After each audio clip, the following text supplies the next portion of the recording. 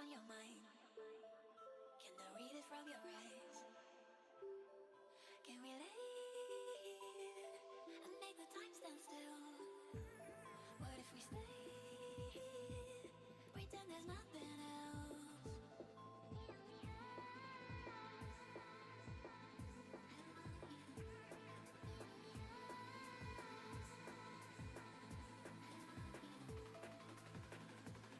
What if we stay?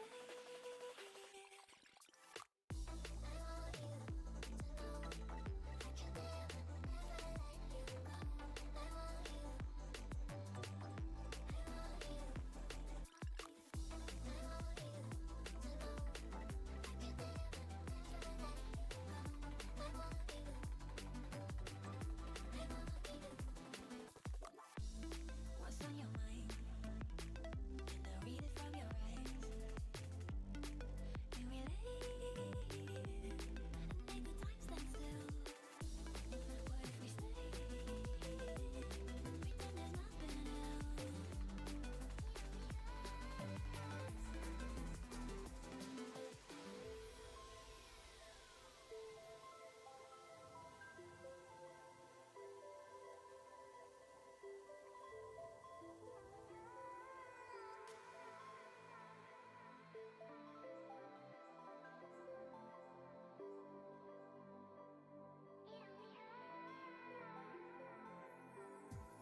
What's on your mind? Can I read it from your eyes? Can we lay and make the time stand still? What if we stay, pretend there's nothing else?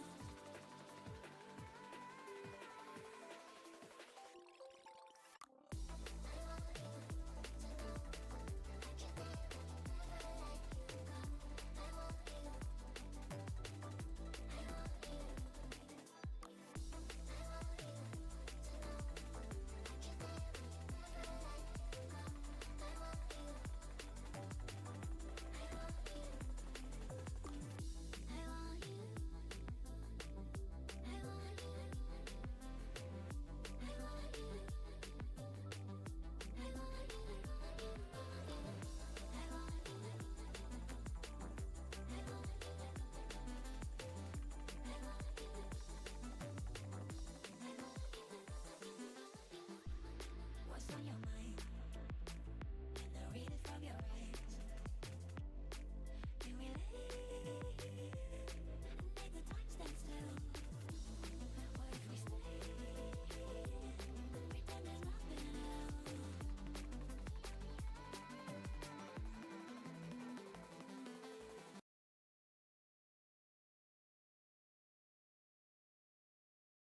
Welcome to the LXC.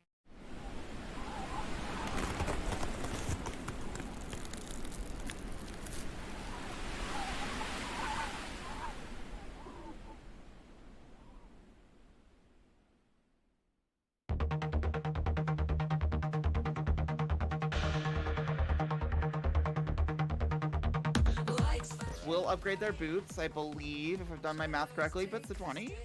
Oh, get the eye. No, Is it worth it?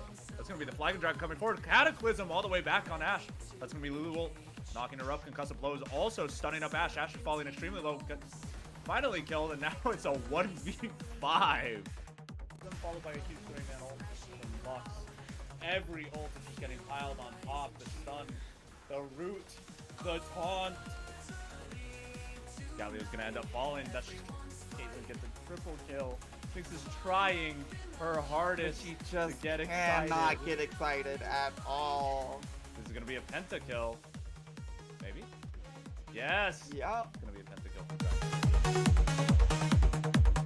Game's on fire now. Tension in the air. Every player counts. Showing we care. Strategy in play. Eyes on the prize. From the bottom up, reach for the skies. All the lead to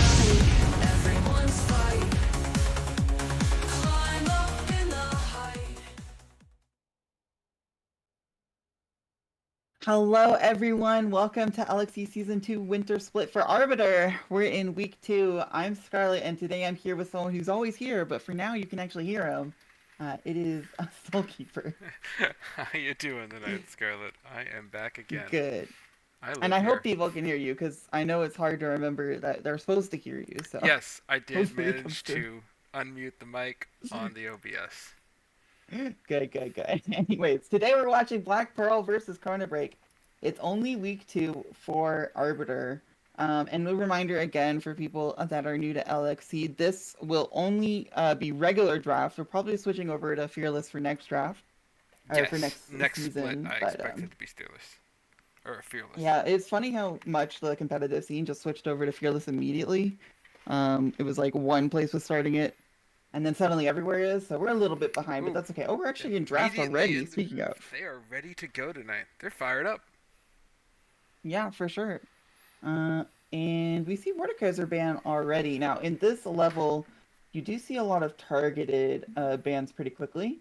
Yes, that's why I was Um, immediately targeted at Pizza Pasta Mafia, the new mid lane or the new top laner here for TD ChronoBreak. yeah, because I'm not seeing many Mordekaiser bans in this meta, at least in coordinated play. But for now, it's Mordekaiser ban and the GP ban. These top laners want to have a good matchup. And Gwen comes out, so Oh my gosh, are we going to we're see targeting. 6 top lane bans? Well, if you watched last Wait. night, you saw Gwen played in the jungle by Cherry and put on a That's clinic. true. But I don't know how many Gwen jungle mains are out there besides Cherry. It's one of those niche picks, but it looks like my mic is having a bit of an issue, so I'm gonna fix that real quick. It's gonna take a second, so you Little can take over crackly. draft for a little bit. So we see the Lulu target out. We're going to hit some supports. Lux. Here in Arbiter, you see Lux mid often a lot, so that's kind of a flex ban. Targeting here. It's not really in Razor's champion pool, but that is in Helium Bamboo's champion pool. Seraphine for the final ban, and that's targeted directly at Sapphire.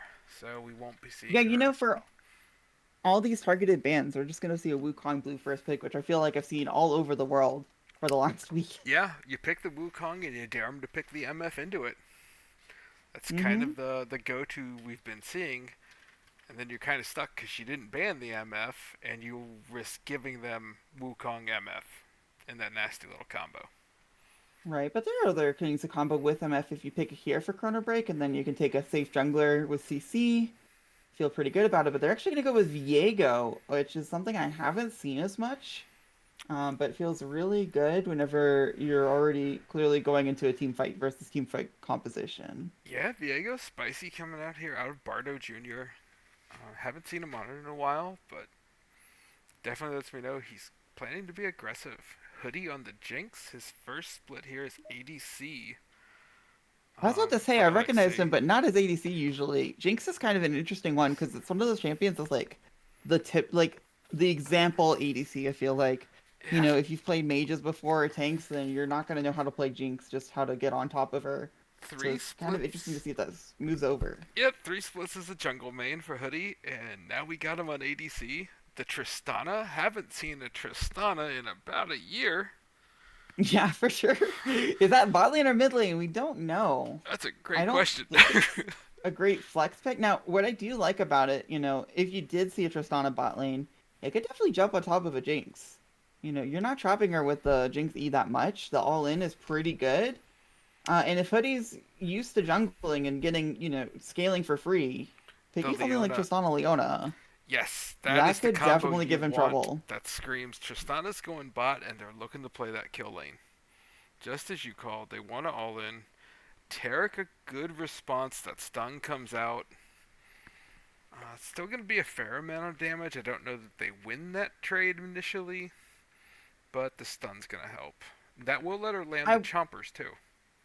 I wonder if Hoodie preemptively picked Jinx because he thought Black Pearl were going to take Misfortune, and then suddenly Black Pearl were like, no, we're just going to take Tristana and try to destroy you in lane. And now they're kind of in an awkward spot. Definitely is a painful lane. They're going to need Bardo to really pay attention down bot lane, or that can get out of hand really quick. So we're going to see solo lane bans from both players, both sides rather. Wukong could technically go top lane, but just ban some safe mid laners. Yeah, looks like we're going to prioritize mid bans here. Yep, 4 mids is probably what we're going to see. Galio gone, Aesol gone, Swain gone. Now, I really want to see ChronoBreak pick something here that can help Jinx a little bit more. Taric is obviously one of the best ways to save your Jinx if his ult can go off. But you need to buy time for that ult to go off because Tristana Wukong will kill her way before it happens. Yes, so it's a matter of who they want to see. I'm surprised the Yone isn't banned here. Razors for Mhm. TV ChronoBreak. I mean, known for this Yone pick. And it's on the Yeah, table, but he doesn't blind it. It's very rare. it could be tough because if you pick Yone, then you have to pick an ADP top laner, and there's not really one that can save your Jinx, so then you're just kind of all fully relying on the Yone. I'm not sure if they're willing to do that, even though Razor's Yone is very legendary. And in fact, they're going to blind pick Lissandra, which is something I have not seen blind in a long time. Very safe mid laner. I mean, the Ori's still on the table, so it's a little concerning, but Liss extremely safe, has the self ult. Okay, there could be a weird line where you pick Lissandra to bait in something like the Xerath, and then you go Yone anyways, and it's actually Lissandra top lane. Yes, I have seen the Lissandra top starting to pick up steam. Oddly enough, I thought Frosted Crow when I saw him playing Lissandra top, and he played tank Lissandra, he was insane. But it actually is a thing in some circles. But seeing the Xerath blind, or not blind, sorry, it isn't the Lissandra. I'm just saying, like, it's a very exploitable pick if you go with the flex on the Lissandra. However, you do still have to live with the Lissandra top lane, and I'm not sure how much experience Pasta Mafia has on that. Yeah, I'm not actually a big fan of the Xerath here. He's very long range artillery. It's hard. You're playing now complete dive comp with the Ornn coming in. He's got some backline artillery, but outside of his ult, Xerath has to get fairly close for these team fights. I mean, it's just interesting. Okay, it's probably Lissandra mid. I'm just saying this would be a legendary flex if we could see something Yeah, I hope it's countering top. Xerath mid. It's gonna be Okay, the so it Trundle is top. Trundle top lane, which is great into Arn, feels pretty good to be in that spot, but I feel like securing the top lane Trundle Ornn matchup, yes, Xerath might not be as good for Black Pearl in the later game team fights, but Razors is not going to have an easy time in lane. It No, feels like Black Pearl just has two very strong lanes right now. yeah, I completely agree. Especially early, Xerath wins that really hard up until this can really get to like 6 or first item. 6, Liss is a lot safer because she really needs that hourglass before she can become lethal. Where Yeah, she and has I, that advantage I'm is not the sure. roaming. I'm not sure that Viego can really capitalize on it either. It's definitely a champion that likes those early skirmishes, but whenever Leona Tristana is jumping in, can he really be there every time in time to make sure that Jinx can survive laning phase? And I don't see him being able to do anything mid lane, even though Lissandra does bring a lot of CC. I just feel like Xerath's never walking up close enough to be, in any kind of danger. Yeah, I think bot lane's really Bardo's only play here on that Viego. I mean, you're not going to influence the Trundle Ornn match. They're going to hit each other, but they're going to trade grass box. I agree. Xerath's going to be so far back in wave. We're never going to see that gank. That's so low chance to work. The bot lane's going to be the fight lane. I think that's where the game's going to get decided just looking at this draft. Right, but the trigger is always on Leona's hand, right? If Leona just waits until Viego can't be there or until Wukong's there, I don't see a way that Jinx Tarek Viego can initiate. And so it's really just going to be a question of if Sapphire, she, respects the Viego, and if so, then they win the lane. So with that, how much do you think Vision is going to play? Because they're going to need to know where that Viego is, and they're going to need to keep an eye on that Wukong too to see who's ganking and who's counter ganking. Well, the nice thing is that you're going to have push in mid with Zera, so it's always going to be pretty easy to access into the jungle. Now, your level 1 isn't amazing, although ChronoBreak's level 1 isn't amazing either, so you might not be able to tell exactly where Viego starts, but I can tell you right now Viego's probably starting on his red buff, working down towards bot side. So really, you just fight for level. Actually, that's interesting too because usually Tristana does very well fighting for level 2, but she's against Jinx, who probably has the best level 1 push in the game. So I guess it's a question of when can you move Leona to get a ward off early, so that way you don't die to the early gank from Viego. And I guess that just comes with sacrificing your early push and then trying to go for a level 3 all in on Tristana Leona after getting that ward in place. Yeah, I think I agree here. Hoodie has to go for this level 2. You cannot let Triss Leona hit level 2 on you, or you're going to be so far under your tower that lane's going to become really unplayable quick. Hmm. And at that point, Viego's not going to come in and do anything because Leona could just stun whoever is the diver up enough until Tristana gets that kill and gets the reset and just gets out. Yeah, so very dangerous bot lane.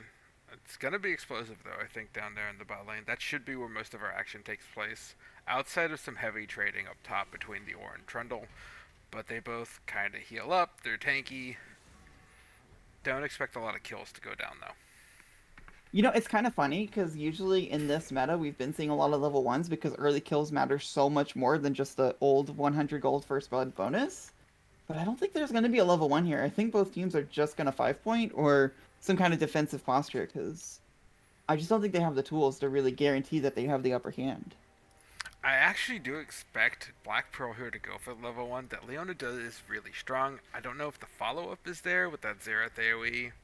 We'll have to see, but if they catch someone, that Flash Leona Q can get you a nice early kill in the jungle if you catch them. But Yeah, you gotta well, be we willing will to have spend to that see. Flash. Right, we'll have to see what level 1 the teams have planned for us after a quick break for spectator delay. And then we'll be on game 1 of Black Pearl versus ChronoBreak.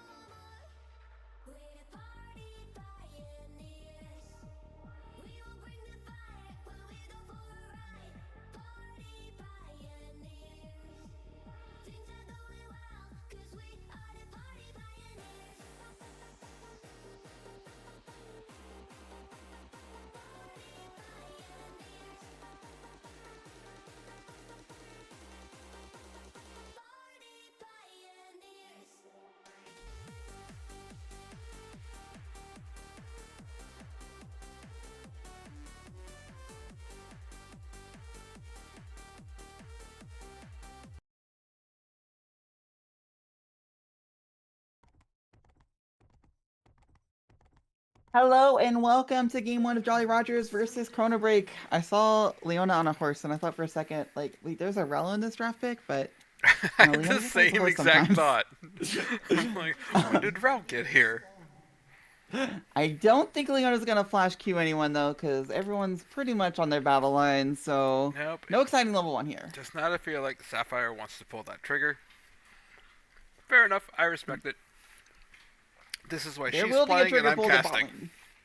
Yeah, there will be a trigger bot lane eventually though. Believe you me, that Jinx is going to use cleanse. Yeah,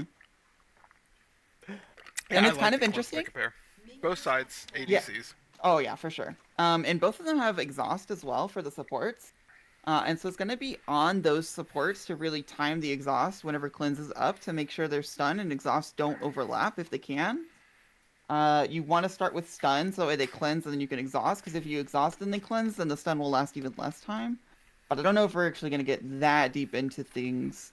I mean, I'm assuming there's going to be an all-in... Oh, actually, Bardo is starting blue buff. Yeah, opposite they were going- starts. And if they were going to go towards bot lane, I would expect them to start Wolf Camp. So I'm curious what exactly Bardo's pathing is going to be. Maybe he just wants to play for top lane. I could see the cheeky, level 2 come in. Gets level 2, Viego sneaks in the side. Was not expecting, because you're not at that 3 minutes. Yeah, it does look like Jinx, as always, is... Oh, wait. I don't know, actually, who's going to get level 2 first. They're kind of pushing back and forth. Supports not wanting to go up that much. Leona losing bone plating, as you can see. But I think minion that lead. Walsey and Sapphire have gotten it. And Diego's not here yet. Yep. So hit 2. Oh, it's Wow. basically the same time. Sapphire's looking So- here, just waiting for them to step up. Yeah, and look at mid lane. Razors has got mid priority, which is not what I expected. I felt like Xerath, if he can play it correctly... I mean, it's hard though, right? Because you want to start W. You only do that if you're going to get wave control immensely. But Razors actually gets wave control. And that means that they might get some vision on Samurai. Yeah, early CS here on these waves. Good job by both teams. It's basically even. A little bit of a top CS discrepancy going on. But that's kind of to be expected. You don't want to all-in Trundle this early. That would hurt.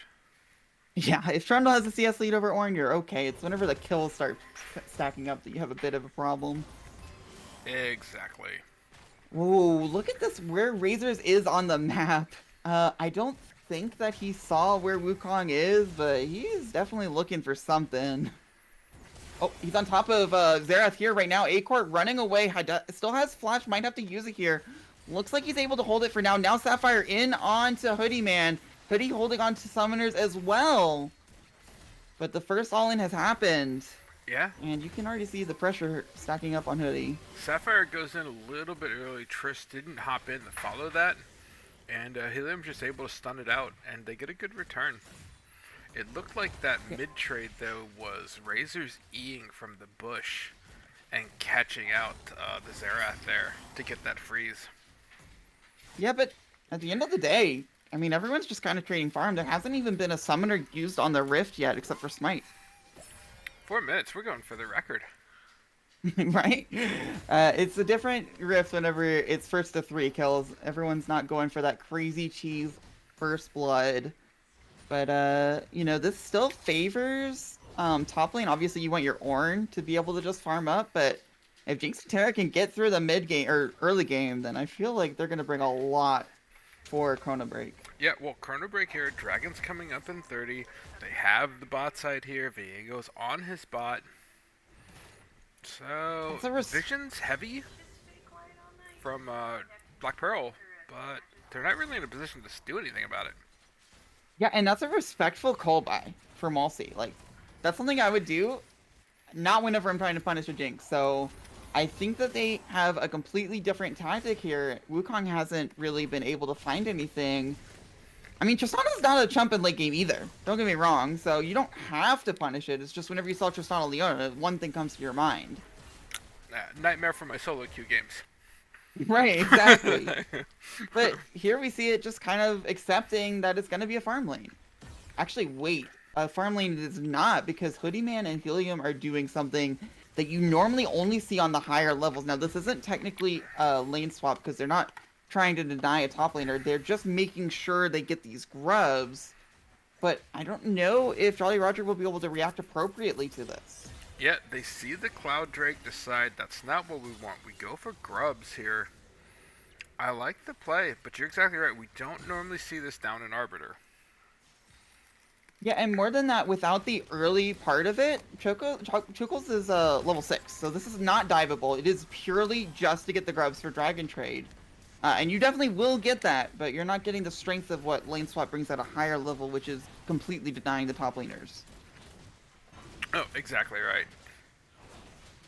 And I think it's good. Cloud Dragon, you know, the soul has risen in people's estimation of how good it is. But Void Grubs have always been good since they've joined the Rift, and only one Cloud Dragon is not that big of a deal early game. That's my kind of take on it as well. Like, I like Cloud Soul. I'm okay with it, but if I have to give up a Cloud Drake for 3 grubs, I do that trade every day. Very And happy they to be in that didn't position. get any plates on bots. Oh, wait. Okay, so I think that Walsey and Sapphire have misread the play, or they're going for their own shenanigans, because now their dual lane's up here. If they can get a dive on Pizza Pasta, it would be a fun little, you know, inversion. But if they can't, then I feel like they're just matching a play that's already over. I think you're exactly right on that. They didn't catch what that lane swap was for. You know, the top laners aren't struggling, and Trundle would never lane swap from a winning lane anyways. Yeah, but Barter's on the wrong side of this, because he is invading right now where a dual lane is right next to him, but looks like he's going to get away with it. No vision to catch him out, so they didn't know he was quite there. But this is a little bit of a dangerous 2v2. Yeah, whenever you lane swap, the important part is that you're all not level 1, 6. but right now Hoodie Man is just having to run away from 2 mega tanks. Helium does not or just has to flash as well.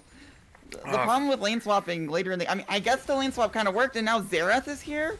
And Lysandra, they're getting onto the duo lane, and they're going to get 2 kills for their effort. I think they might get even Razors. Has to ult in place. There's just so much CC waiting for him whenever he gets out of it, but the CC matches onto Ornn first.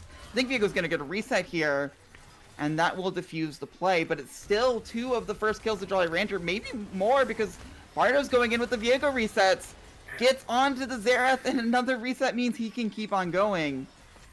Looks like he's done for now, but it's 2 for 2. Really crazy exchange. Hoodie and Helium were completely out. They walk back in for the Xerath ult. They don't catch Bardo, comes in. Samurai wasn't 6 on the Wukong yet, or those kills happen immediately and that play never develops. Bardo comes in at 6 and is able to clean up that play. And I kind of like TD Chronos better. I'd rather have those 2 kills on my Viego than 2 kills on a Xerath. Right, but it's interesting because it was a play initiated by ChronoBreak, but they didn't appropriately respond to the response, which is kind of a weird way to say it. But, you know, whenever your dual lane is not level 6 yet, they're very much in danger of being 1v2'd, and then the jungler comes in and your jungler's not there to cover. However, because of the strength of Viego's early skirmishing, they're able to recover it, and now we're in the situation of, you know, last patch where the next kill will be a feat of strength. Yeah, so we're back to the first blood, we'll call it. First Yeah, blood for feet. essentially. Third blood or something. And it could be anywhere. Yep. So the bot lane is now 6 on here for Jolly Rogers, but we're not 6 yet for that Taric. So this is the time that they want to fight, before Taric hits 6. Right, and top lane also, Trundle kind of wants to put pressure on Ornn, but Ornn's been gifted a bunch of free gold that he has not, so even though the CS lead... Oh, I think Razors is going to find a catch on Xerath. There is an ultimate available, but Razors doesn't want to go for it, because where's Wukong? Right there in your bush. So, oh, Samurai might go for it here, though. There's still so much available for Razors, though. I don't think that turns into anything, and we're really going to have to see it over the fight of Grubs in 30 seconds. With those assists in the top lane, it's only about 300 gold in the difference, so it's not terrible yet, but it will quickly get there if the CS continues to scale towards Trundle. And now we see Sapphire being the first one to move. She's actually moving while Taric is not. Tristana is pretty safe at this level with the range increase for level 6. Oh, but Sapphire finds Razors right now. Now again, Razors has so many tools. This might be a misuse of tempo, because if you find anyone here, which they find Huge Xerath, that's a result. kill and a reset. Now Sapphire has to just walk away, and there's Xerath hitting her, and now it's a Viego hitting her in the face. And this is the unfortunate part. If you misuse your tempo whenever you're roaming like that, it can turn against you. And now Tarek's going to be here to match, and they should be able to get the grubs along with the first blood feat of strength. Or sorry, first 3 feat of strength. Really great idea by Jolly Rogers. They didn't see the Wukong, or rather the Viego, in time, and just decide to all in that the Lissandra there. It doesn't quite work out, and then they end up thankfully only giving over 1 kill. Could have easily been 2 to the Viego. And now your Viego's sitting 3-0. Yeah, the problem is this Viego's 3-0, and he's 1 objective away from getting his team's the upgraded boots as well. Tristana jumps on Jinx though. Hoodie Man has no flash, is taking a lot of damage here. The root does hit, however, and this trade back might be important because if Jinx can sit under tower long enough for Viego and Targ to get there, I think that dragon has actually been started. Now, there's no Lissandra ult here. This Viego is 3-0, but hasn't spent much of the gold, I believe. Has first but item. There's just no Wukong. So they will get that, and that will be feats of strength with only 1 champion, Tarek, getting the upgrade right now, but it is secured for the rest of the game. Yep, so feats will go over. Oh, Razors does not have ult yet. Kinda rough trade. This could be Doesn't dangerous. have mana. Yeah, now that ult is available, Razor doesn't have mana for it, so he has to walk away. Now, any trade is good if you're just going to recall and teleport anyways, so it's fine, but that was dangerously close to death.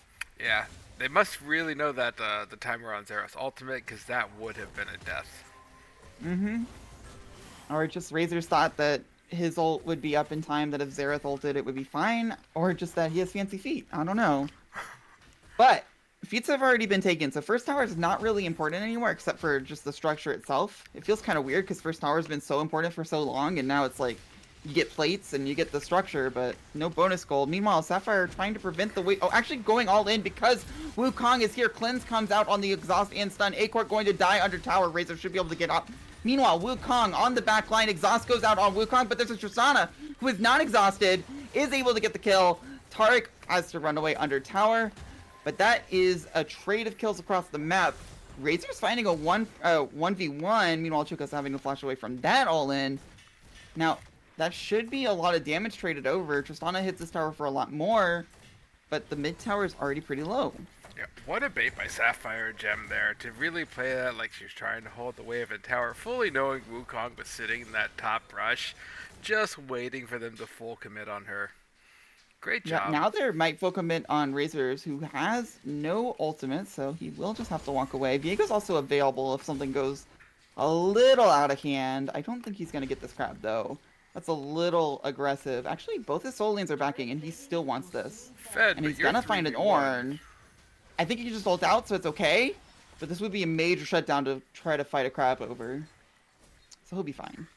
Yeah, nice little escape, fancy footwork, dodges the knock-up as well as his arrow stun to get out of there and save that shutdown as well. The nice thing is that it actually kind of saves Pizza Pasta's teleport, because Ornn went to chase that and didn't shove in the wave, so in a way, trading your ultimate for Trundle teleport's kind of really good, I guess. And we do seem to be paused or slight delayed. Okay, I was gonna wonder if it was my internet disconnecting. But, nope, that is all around. The game state's kind of interesting. This Viego's really fed. Top lane's an island, which is what you want it to be whenever you give Ornn, but kind of on that island looking out like, oh, I don't know, that Viego kind of scary. Yeah, having a 3-0 Viego is a little concerning. Gold's not quite where you want it if you're over on Jolly Rogers, but you are finally starting to see that Tristana cash in. She did get the 1 kill, and Cole's just about done.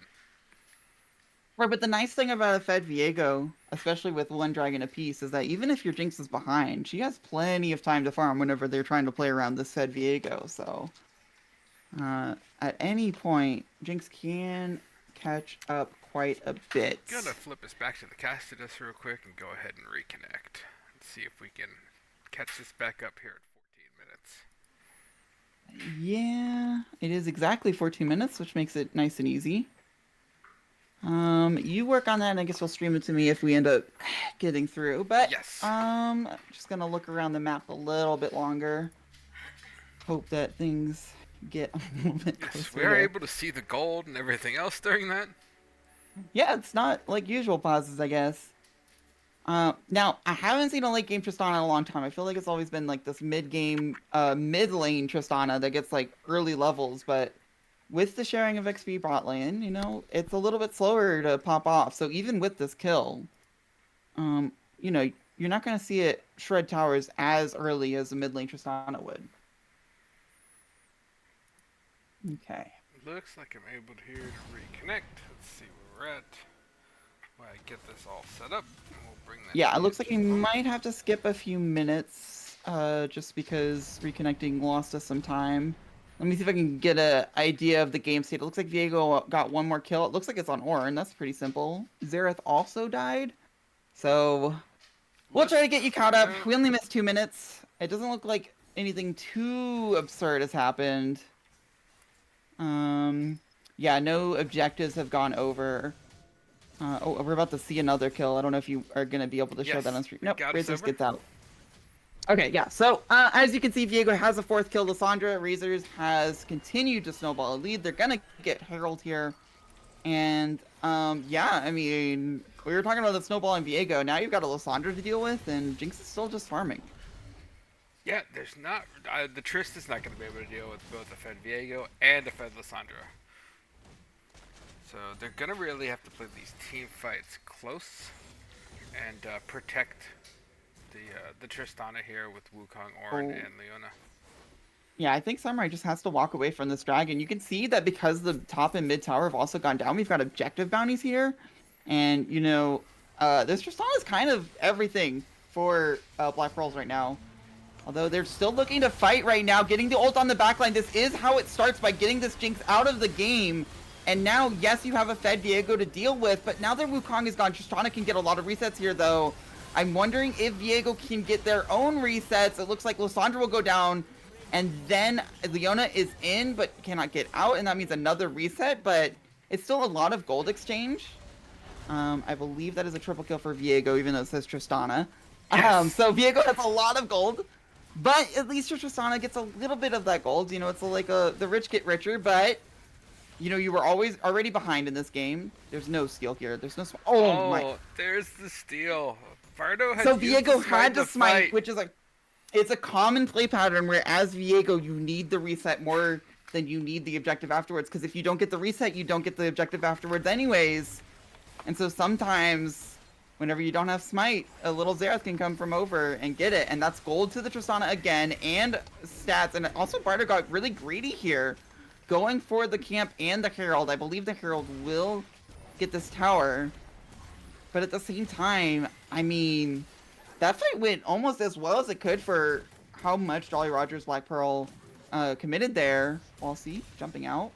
Shouldn't get stunned here, so I think that he's fine. Yeah, fight actually went Samurai could perfect. come in. Slight Hoodieman's a little misplay. far forward, Yeah, but they don't want to go for it the because slight misplay mostly there can't by jump in. Helium. That Terracult was pretty late, and they'd already been CC'd, and the Xerath ults were popping in on the 2 of them. If the Terracult hit sooner, it's probably a cleaner fight. But Yeah, Viego's it's now a interesting. huge problem. Yeah, again, the point of this Fed Viego is to buy Jinx time in some ways, although Viego's still a threat as well.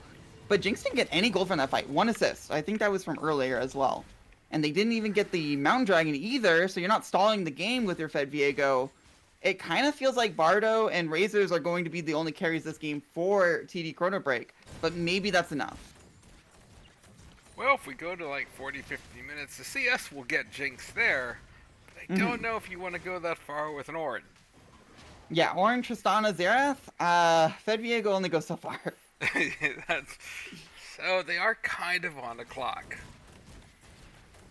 Absolutely. And losing Dragon not only gives the opposing team golden stats, it also lowers your clock for the chance to get soul. And look at this fight up here too. I think Trundle will always be okay here, but he will also always be susceptible to a gank like this. The Ornn ult will not find him, but it will stall him enough. Not quite. They don't want to go for it. They don't know who's coming up. So Trundle will get away there, but that's not what you want to see from your Trundle. You want to see a side lane threat, and Trundle just hasn't gotten any of the gold from the team fights. Yeah, it's a little bit scary, but he does still have a rather huge lead, and we do see the Otacon being started, and it's always going to be the GA one. I don't believe the other one exists. Zerathul, I don't think you're stealing this one, buddy. I definitely didn't think it was happening last time, but there is a smite this time. Bardo does have to play a little safe. I don't think Wukong's going to come in and try to kill him. It would be honestly worth it. If you trade 1-for-1, yes, they get the objective, but you kill Bardo before it happens. Although, if you time it wrong, he just gets a GA. And now the shutdown is so impossible to get. So, and all of the gold now is basically sitting on this Viego. He says 3,400 above Wukong here. There's another K above for Trundle over the Orin.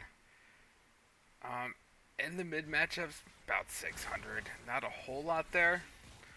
Okay, Angry has to be careful here, because Lissandra already has a lot of defensive tools that can be turned aggressive whenever you want to dive. And now she's got a free GA.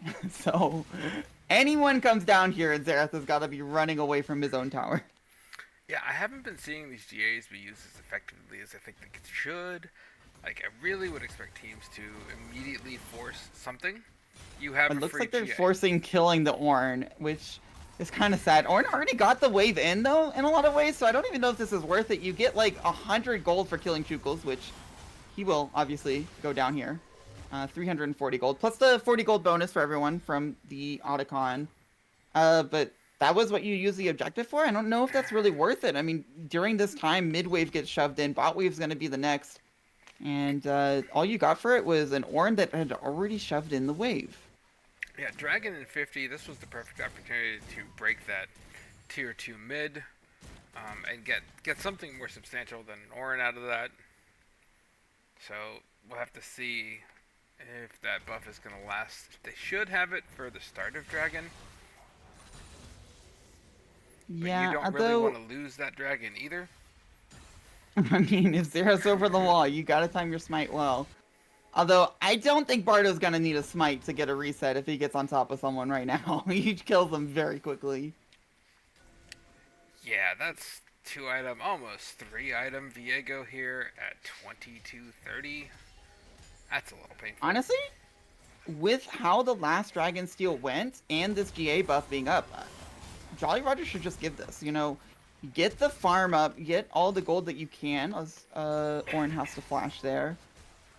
For just their second dragon, which should be their third, but it's only their second one.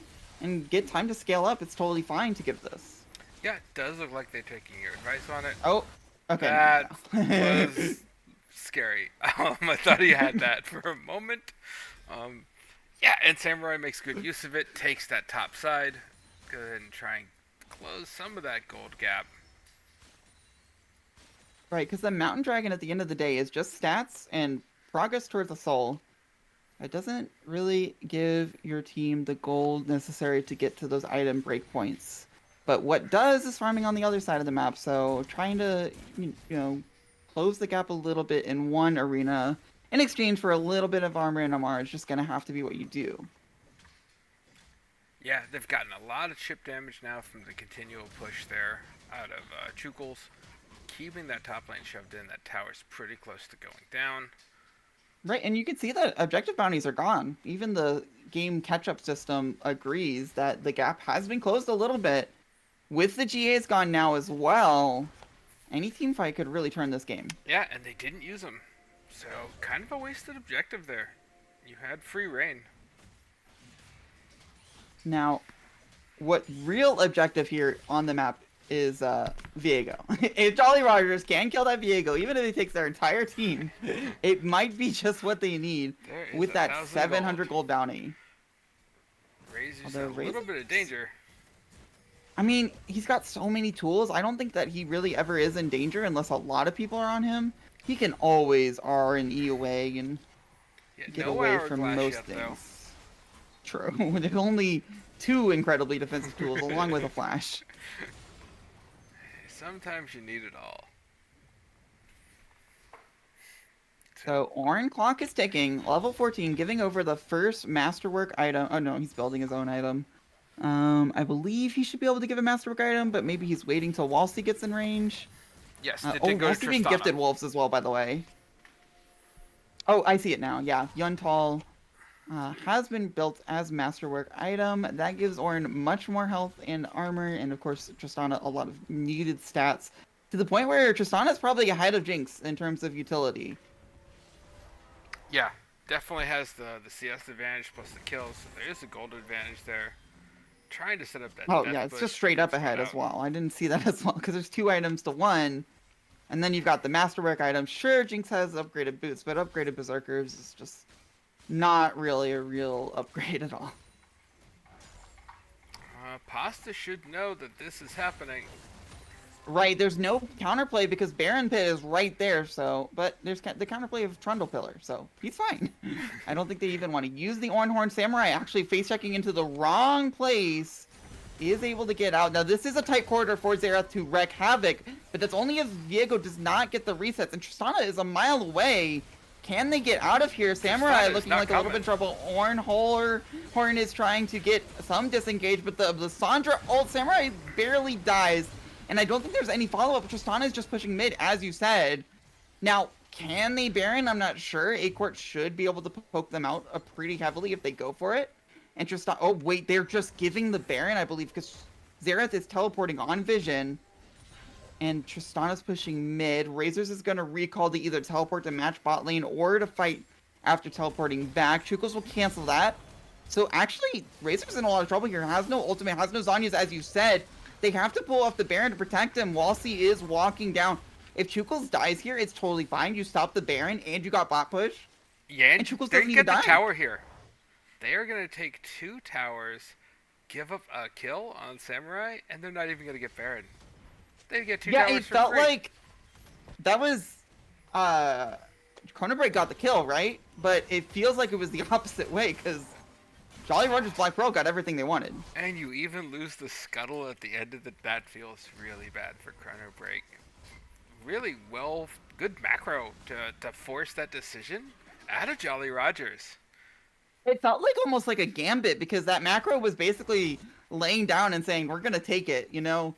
You get Baron, I'm going to go bot lane and mid lane and get the towers. And ChronoBreak just didn't know what to do. They were like, wait, really? You're gonna give it? Okay. Yeah. I want this instead. You're telling me Razor? I get it, so I'm gonna want something else. Exactly. The Chukos finds Razor backing, not in a bush, just completely unsafe, next to a wall. Obviously, the play was gonna be for Razors to TP bot, save that tower, and do the Baron, and it just all goes sideways instantly. Okay, Bardo now has a real GA, but he's kind of walking pretty deep here, but he's got Razors here. That's fine. It's gonna be really hard to get that shot down with GA, though. Pizza, Pasta, Mafia. I mean, I think they're just gonna trade pretty heavily. I don't think this goes anywhere. Ornn thinks it does, though. Gets on the Ornhorn. Actually might end up in a kill, but the heal for Pizza, Pasta, Mafia is just obscene. What was that health bar change? Meanwhile, on the other side, ChronoBreak gets their 3rd dragon. Will not be sold yet because of that steal, but it is moving the game forward. It did not look like Bramble had been applied yet when he But got Walsey's that on the kill. flank. I don't know if this is the fight you want. Walsey is in a good position potentially, but the Terrible Tarek ult might tier. stall long enough. And Walsey has no people behind him to protect him, so they're just gonna get Wukong.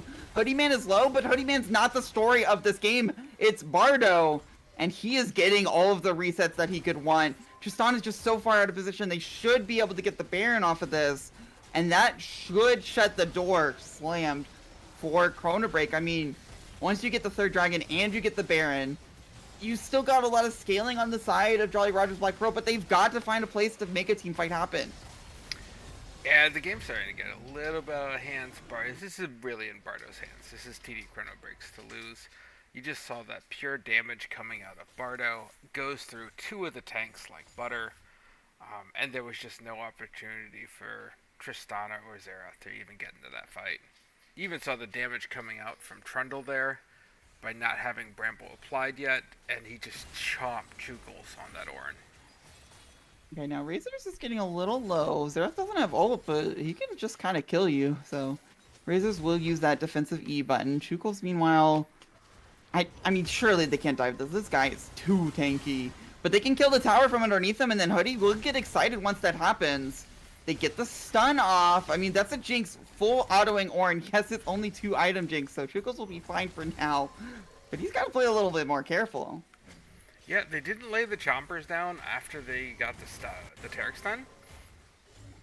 So I felt like they could have gotten more damage and forced this play. But either way, I mean, this is just going to be a Baron push to secure Soul, right? Like, it's really hard to see how Jolly Rogers can get the fight they need. They're going to go for it now. Samurai does get on a Hoodie Man, but again, this is not the carry. Razors is coming in. Bardo is stunned for now, and now he's unstoppable. That will be a kill on a Targ, which gives Tristana a reset, but that's a kill on Wukong, which gives the Viego much more important reset. Walsey hasn't been jumped on yet, and now Walsey will be. As you can see, it's just a Leona right now, and now it's a 7-0 Viego, or 9-0 Viego, is going to get the stun off and the reset, and Bardo basically won that fight on his own, while the rest of his team just were body blockers. Yeah, the ult from Taric wasn't quite up yet. It dies before it could even get it off. Bardo, everybody's pretty much just buying time for Bardo to clean up. Yeah, if Acor can hit this GA, it would be pretty big. He just doesn't have the mana, really. And Pasta's the taking Mafia the base. just gets the inhib. 2 towers and an inhib, and you lost the fight anyways to poke Bardo? It was But that's a tough really spot. unfortunate, because whenever you're in solo queue, or just any real league game, and you see Jinx, you jump on Jinx, but this Jinx is not real. It's a fake Jinx. It's more like a, I don't know, just a support, or like a Kindred that's not really ahead, right? Like, no, it's not any shade to Hoodie Man. Like, he's playing it great. I think that team fight he did really well, but Bardo is the entire gold lead, as you said. It might be a little bit more spread out now.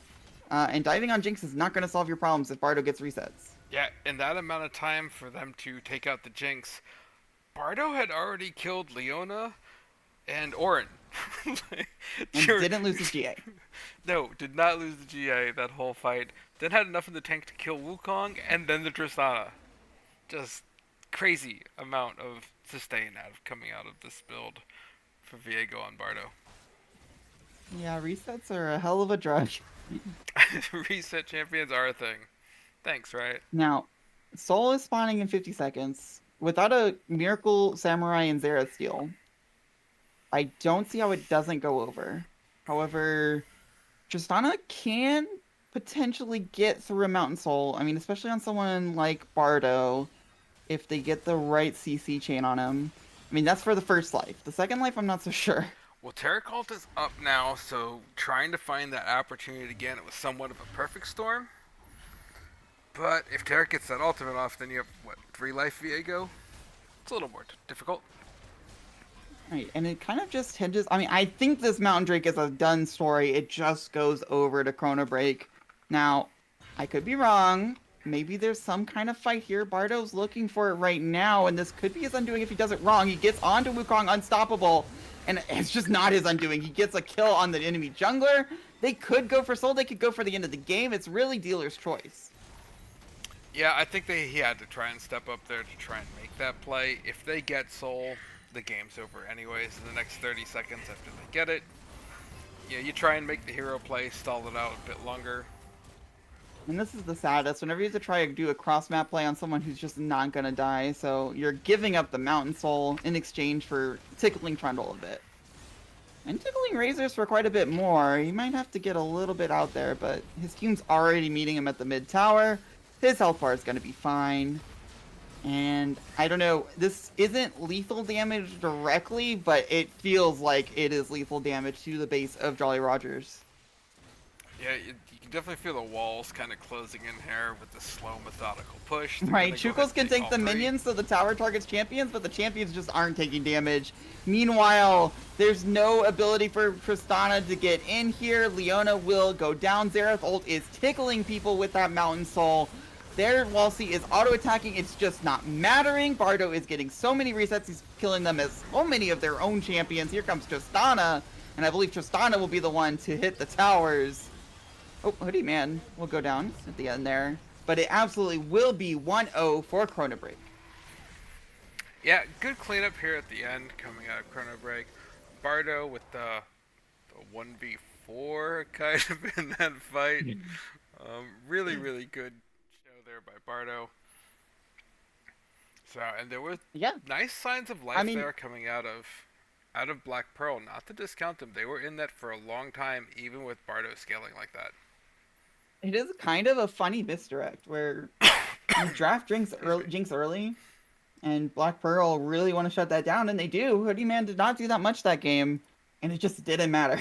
Because you drafted this Viego who didn't even path towards his bot lane like we all thought he would, and just pathed to get as much gold on that Viego as possible and completely carried the game. Shout out to Acreflow. Top damage in the game, 30k. So, I mean, Bardo just looks like he was last hitting champions. Even Pizza Pasta, 24k, higher damage. So was Razors. How about that? Oh, wow. Yeah, I mean, it's just how it goes sometimes. You draft a comp one way, and it just breaks out another way. Now, for the draft for game two, uh, I'm wondering where you think that Black Pearl needs to take this, because there's not a lot of information from the game. You kind of need to shut down the jungler, but that's about it, all you know. Yeah, like, you know the jungle's going to be a problem. Obviously, he can play the Viego. It's probably not happening again, type of thing. You know, I don't even know if it's really worth the ban. But you have side select. Yeah, It's and a I matter of think which they the want to go. way that they're set up, I believe Jolly Rancher has actually Jolly Rider, sorry, have chosen oh, I don't think they've chosen yet actually. So, we'll get that information to you as soon as it's available. Again, this is not Fearless Draft, so Viego might be on the chopping list, but one thing I think is definitely on the chopping list is not picking Tristana again. Yeah, the Tristana Leona lane didn't really pan out. I mean, the Tarek Jinx lane didn't really pan out either. um, I think the Well, Trundle was an issue. mhm. Well, I think for Black Pearl, they've got to say, we picked a lane to completely shut down Jinx, and we did, and it just didn't matter. And also, we didn't really, completely destroy the lane as much as we wanted. That was a Tristana that was buying coal later in the game. The lane swap messed them up a little bit, and they never got to a point where there was an all-in that Jinx died. It was just Jinx didn't really, you know, wasn't really doing anything. And I think that's not something you can pick Tristana Leona to do. That's not the goal of picking Tristana Leona. Yeah, and Jolly Rogers has elected to stay on the blue side here. So we're going to see that kind of repeat that we saw So for the I sides. I do like the Wukong first pick. I think that's going to continue.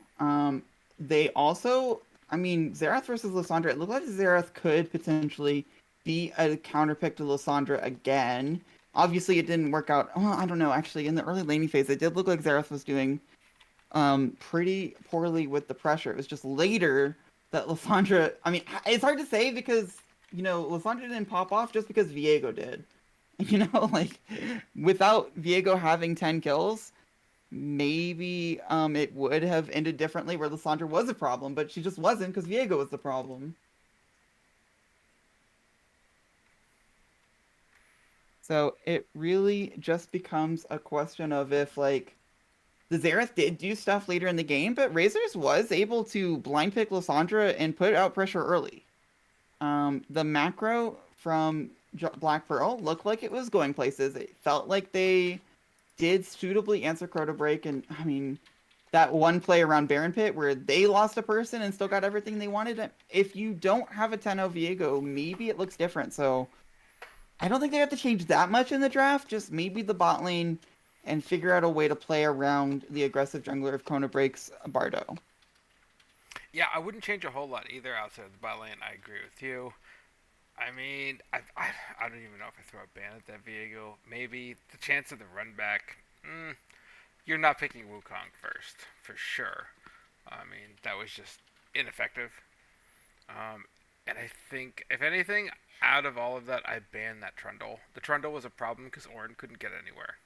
More Yeah, pressure it on does feel Ornn like would have been better. It does feel like Break are always going to blind pick or counter pick top lane. Razors obviously has shown that he can blind pick something and be fine. You're not going to blind pick for Hoodie. It looks like that he is comfortable just picking something like Jinx and being okay with it. So banning something that can be a good counter like the Trundle and the Gwen again, because if it wasn't Trundle, it was Gwen, Yeah, I wonder if that's part of makes Bardo's sense. kit, and that makes a That's true lot too. of It could be sense. Bardos as well. Viego, But I Gwen, want, kind of similar playstyle, especially in the jungle. So it makes sense. Get that out of there. yeah, for now we're looking at the exact same bands. We'll see if the Mordekaiser is repeated. No, it will be the Viego. And I appreciate how that changes things. But that means, of course, that the Mordekaiser is available, and you're not blind picking Orin into that and having a good time. No, unless they plan to take the Mordekaiser. Be interesting if that's in Jugal's kit. But blinding Mordekaisers, that's a little scary too. Yeah, I think ChronoBreak always just says we're picking top last, no matter what happens. Or, I mean, I guess if you pick Orin here, they'll change up their strategy. But ChronoBreak has locked in their fifth pick is top lane. Now, the blind pick will be Seraphine this time. That's a bit of a flex. I think it will be in the carry role, but we'll have to see. I kind of expect that to go to Sarah Gem there. That's one of her Mhm. staples. She's really strong on that. But I do Mhm. expect that Braum to come out since that has not been banned.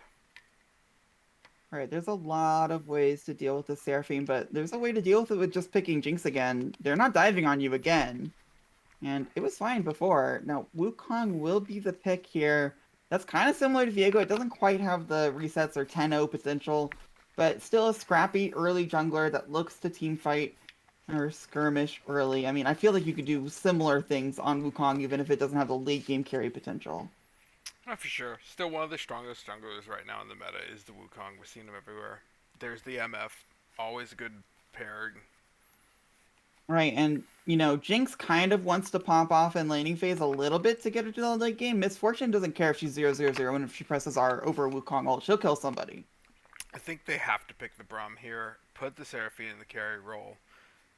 Like you don't want to give over Braum. They already have MF.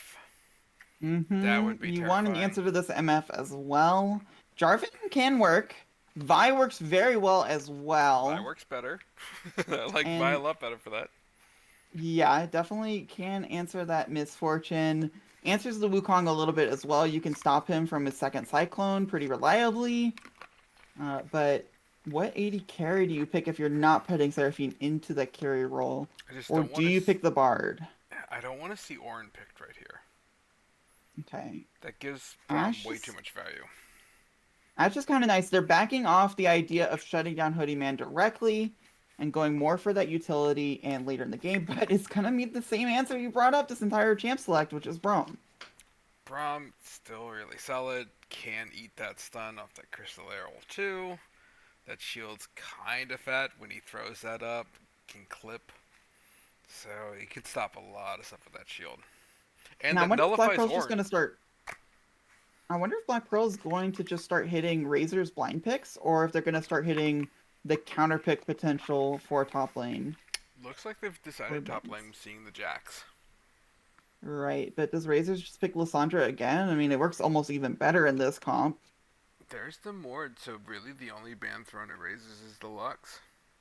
Yeah, I feel like Razor just picks Lysandra again and says, try again. You didn't do well countering me last time. I don't know. I mean, Black Pearl could just run back. Oh, okay, so I was completely wrong about everything I said this entire draft. They're actually going to blind pick Renekton and give Razors the counter pick and show that both of their solo lanes have what it takes to be in that coveted fifth I selection. believe that's actually a flex pick between the two of them. Mm-hmm. They could send that Gator top, and I think Razors can play it. Right, but if Razors play it, what do you play top lane as AP that you know you're going to be countering something like a Maokai? Maokai top. Although it does put the Interesting. impetus on finding a nice mid laner to play into Renekton as well. Does make it awkward on all sides. They're gonna run back to Xerath. I expect Lysandra to come out if they go to Xerath. Yeah, just running it back, but your top lane is a bit worse of a matchup for you, I feel. Yeah, I don't think that But he wins that at all on the Maokai. But you can't fix it with the flex because sending the Renekton mid versus Zera sounds horrible, and then also you don't really have an AP pick that can deal with the Maokai, so it does look like they're gonna go with Fizz mid, and I'm kind of excited for that because Razor's Fizz sounds very interesting. I don't think I've personally seen it, but the way that he plays Yone and Akali and other things that are similar to Fizz, I think this could be very destructive, even into something like Xerath. Yeah, the Lissandra is a bit of a backpick for him, where you're seeing him on these highly mobile assassins. Likes to get around the match. Liz has the mobility, but not the flashiness that we've come to know Razor for. So it is a very dangerous matchup for Xerath. Has to be extremely careful, and has to be able to land that stun before the troll pole comes out from Fizz. Yeah, now it's kind of interesting because you're putting more eggs into the hoodie basket this time. I guess I thought they were last time too with the Jinx pick. Diego just happened to carry the mantle. But it's like you've completely shifted the carry potential from where it was last game to this game. It does kind of rely on Miss Fortune getting those good ultimates, and Renekton has to crush lane. You cannot just have, Trundle be annoying in the side lane. This Renekton has to win early game. Yes, well, And Renekton's same also thing a better for, team fighter. mhm. And same thing for Razors almost, because Lissandra was going to be fine at all points in the game, but Fizz needs to find something either in side lane or shutting down the Xerath. And it's kind of a question of if Wukong can help that happen. Yeah, tough to gank a Fizz, especially with a Vi. Mm-hmm. He gets out of so much. You're never ulting him if you're Vi. He just hops right out of that. That's really tough. It's hard to hit with the arrow. So they're gonna have to really manage Fizz's pole jump. That cooldown's kind of key. And then you have the Braum Shield Seraphine, so there's going to be that mini game matchup of can Helium actually play it right, block the Seraphine ult. If that goes across all the champions, it's a very easy clean fight or team fight cleanup. Yeah, it's kind of interesting that Brahmi has two important cooldowns to stop the Ashe Era and the Seraphine ult. Obviously, the Seraphine ult would be very detrimental if it goes across, but even if you block the Seraphine ult, there's still an Ashe Era right afterwards. Yes, someone is getting hit, but likely it's not Fizz. And hopefully it's not your entire team. Either way, again, the lanes feel very impactful here. Last game, it felt like it was over pretty quickly once Viego got those kills, and this time they don't have the Tristana that can bring that late game scaling, just the Xerath. So I feel like this game's gonna be over almost even quicker, or at least decided even quicker than last game. Yeah, I'm expecting more action as well in this game. All three lanes are volatile and can die at any moment, with any jungler showing up, just due to a slight misplay. Yeah, if Razors go in on that Fizz, uses that pole wrong, he's dead to that stun. That is not a tanky assassin. Right, so we're gonna have to see when the bloodbath will begin, but it will begin after a quick break, and then we'll get straight into game two.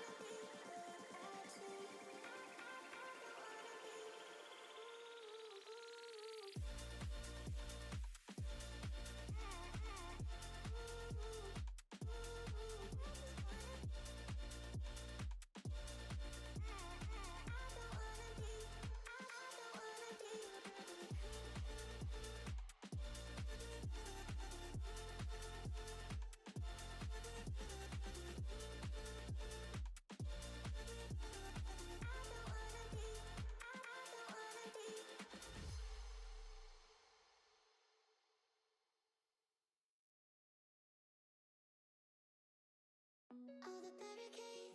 I wanna know why they hold me back.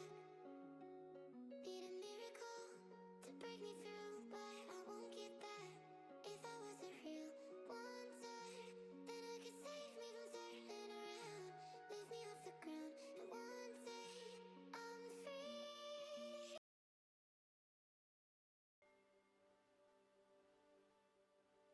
All right, welcome back to the Rift for Game 2 of Jolly Roger's Black Pearl versus TD ChronoBreak.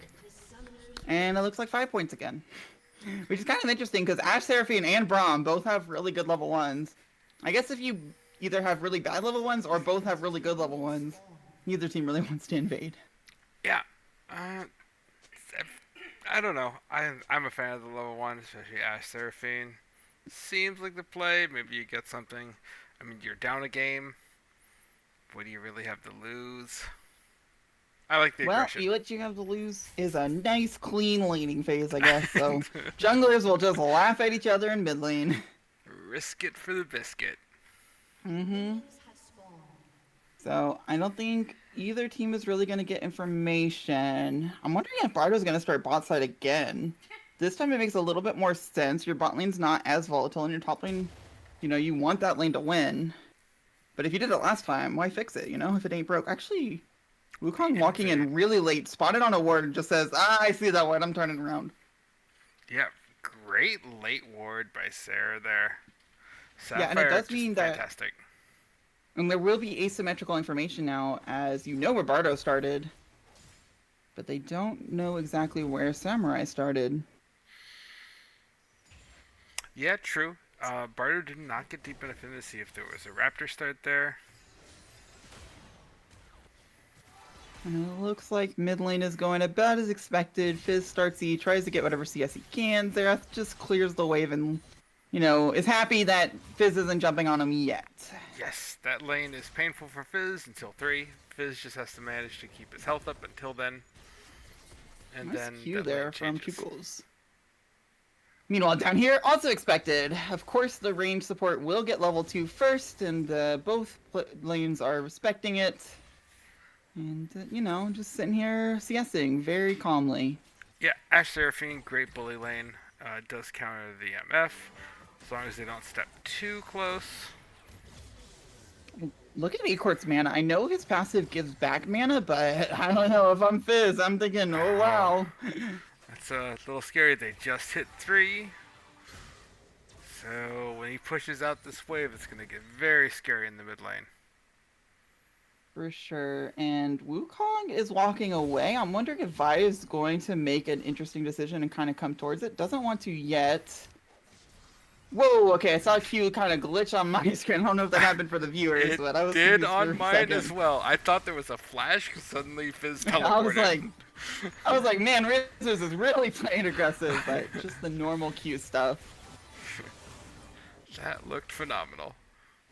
Yeah, but Acorn has no mana here, so even if there's not an all-in, there's not really an ability for Xerath to get these minions out of tower, and that means despite being in the range versus melee matchup, he probably will end up down CS after the first 4 waves. At least he's there to pick up all of the XP, but he's actually cleaning it up nicely. 18, 19, like, it's basically even. So he Right, does... but junglers are looking now. Acort finds a stun, but this is a Viz with an E flash in, and he's just gonna E away and laugh at you.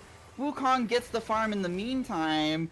Bot lane, that shield's going the wrong direction, sir. It looks like everything's gonna be okay bot lane. Yeah. It was more prep to stop the Orin Horn. You throw it backwards to stop it. Samurai missed a camp to make that gank happen. Also flashed. I mean, he's picking up the camp now, so it's not going to be a permanently behind state of affairs. But his tempo's down, and all he got for it was Razor's backing off, and who still has a CS lead.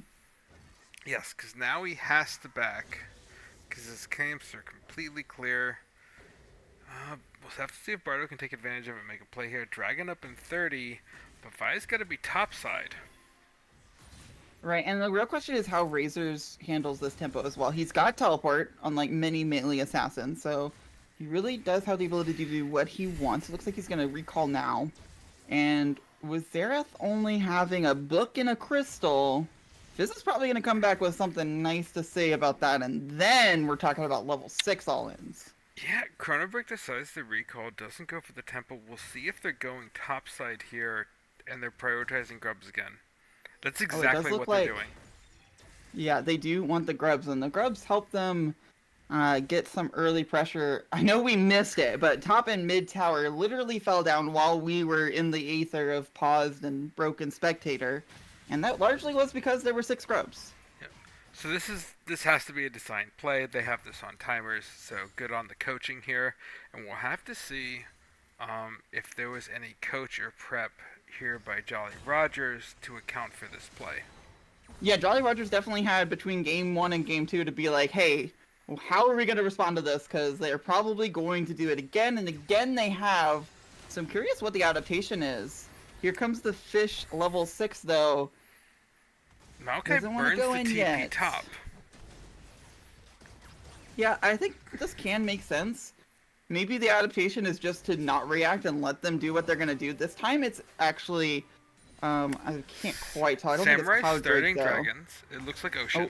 Ult, come in for a court. Get some nice damage off. Ocean Drake is a little bit better than Cloud Drake early, I would want to say. And you're not really worried about Maokai being pressured by this dual lane. You're not really, going to be able to stop Renekton either, but at the end of the day, this probably favors the Maokai over the Renekton. Both of them getting shoved in like this. And you're getting Ocean Dragon, which is really nice to deny whenever you've got Xerath. So I feel like non-reaction is the best answer here. Sorry, it was Infernal. Oh, well, that's even better than Ocean, in my opinion. It's not, amazing early, but it feels like it scales just a little bit better into late game. Yeah, I like the Infernal over it as well. Oh, they're getting on A-Court here, and A-Court doesn't have a fishbowl to go away, but they're just not able to stack up the CC. I believe Flash was used earlier even, so... Yeah, it won't be a real follow-up. play made there. Oh, if this back gets canceled, no, it will not be. Yeah, Razors didn't have the ult, lanes restate. So apparently that must have been the call there for Jolly Rogers, is they're just going to get Prio, we're going to take Dragon, and we get the CS while that's happening. Yeah, but at the end of the day, this was kind of like a neutral pause for top lanes and bot lanes, and I feel like that favors the Maokai. Renekton did end up getting more farm. I'm not sure if that lead was from the swap or from before, but he had no ability to punish the Maokai, and he was instead getting punished bot lane. So you got the grubs for Infernal. 100%, you're gonna get those grubs. I'm just not sure if it's going to work out for them. I mean, if they get 6 grubs, ult goes a little bit wide. Notably, Hoodie Man did not bring cleanse this time. I guess relying on helium to have that shield up every time. Yeah, that likely was a dead MF, but here's Bardo. Fizz is also coming, so they might extend this past when you think they would, right? Sapphire thinks she's safe. Actually, the flash in ult, and whilst he has no ultimate, has the exhaust, though. Flash is out, but there's a Fizz coming. The fish hits the wrong target, though. Jumps in on Walsey. Has to flash out, but the tower just hurts so much more than it used to. I don't think the... Razors has nowhere to go, even if he escapes. First blood will go to Walsey, and Xerath is hitting mid-tower while all of this is happening. But Mid-Map ult, however, gets the Seraphine. Root happens under the tower. So it looks like it's a 1-for-1 trade. Wukong is available, though. Walsey has only Cleanse. Cleanse will not protect you whenever you're under tower like this. The wave is coming in soon. This recall will not be fully done. Bardo is going to tank first. Actually, MF takes first because she's able to walk out. And Hoodie Man picks up that kill, making it 2-1, which again is only 1 away from the Fia strength. Plus, with the 3 grubs, this is a lot of plates going over. Yeah, so it's a messy dive, but it ends up working out in basically a 4-for-2 dive, where they only lose, they lost 1, picked up 2 kills to get the whole bot lane. But they gave over 1 plate? Okay, just the 1 plate there. Just mid. 1, yeah. Yeah, the Looks ridiculous like thing 1. is that Razors is still up CS. And I don't know how this happened. I don't know where he picked up the CS out of his magician hat or what. Because he roamed down, died, and he's playing a melee into ranged, and somehow he's up 11 CS. Oh, this all-in is kind of awkward, though. Taking a lot of health of his own for basically no health of A-Courts. There's no jungler to interact with, at least. So I think Razors will get out of that, but I don't think Xerath's going to be punished this game. Yeah, it was a good stun. Caught him under tower just by that tip. So has to end up eating a tower shot plus the Xerath combo before he can troll out. Right, but at the end of the day, again, this MF is now 2 kills from that. Ash got a nice Razor kill. wants it. No one else. A-Court is flashless, gets jumped on, and Razors might just kill him after I said he wasn't being under pressure, but the W is enough to scare him away because towers hurt so damn much. Yeah, was low, has the teleport, not the ignite, and we see Jolly Rogers initiate the fight back here for the grubs. They lane swap. Oh it. yeah, they swap back because they don't want to give over 6 this time. This is kind of cute. Do the swap back that you did earlier, just later for the grubs, and it looks like Bardo is not aware that this has happened because he is still trying to take grubs. If he gets 1, it's a huge win though, because that will deny one of the feats. Looks like he's going to have the time. You know, MF and Braum are also here. Yeah, they don't know this is The RF happening has yet. no ulti though. Yeah, that's Now they 1 know. down already. Arrow comes in, is blocked by that wall, but now there's no wall. Oh, it just comes through at the end of the wall. MF ult is right on top of Wukong. Now, Bard will go down. They will get 1 grub. But that's still 5 grubs for TD ChronoBreak. And I believe that they are currently 1 epic monster. No, wait, sorry. It's 1 epic monster each. I believe Jolly Rogers is going to get this dragon. You have to imagine with all those ults blown and the MF still being top lane at this time. Xerath ult And down. we're 1 kill away from the feat of warfare. Bardo's just face checking though. He's not a 10-0 Viego. You can't be doing this. Samurai and Chukos will get on top of you. That will be the feat of warfare. And there's still Razors to deal with. He has a lot of tricks not to get out of that one. And Pizza Pasta Mafia somehow got involved in all of this. I'm not entirely sure how. He does pick up 1. He picks up potentially another one. No walls. He will live with an amazing cleanse because I would have potentially greeted that cleanse. He says, I'm not dying today. Cleanses and kills the Renekton on the spot, but that still means Warfare goes over to Jolly Rogers, and they're going to get their second epic camp with this dragon. Yeah, Hoodie backs off in that fight, doesn't follow Pasta in. It was granted going to be a death show, but they likely cleaned that up, and I don't think they'd have been able to take Dragon with as much work as Pizza Pasta got done on that.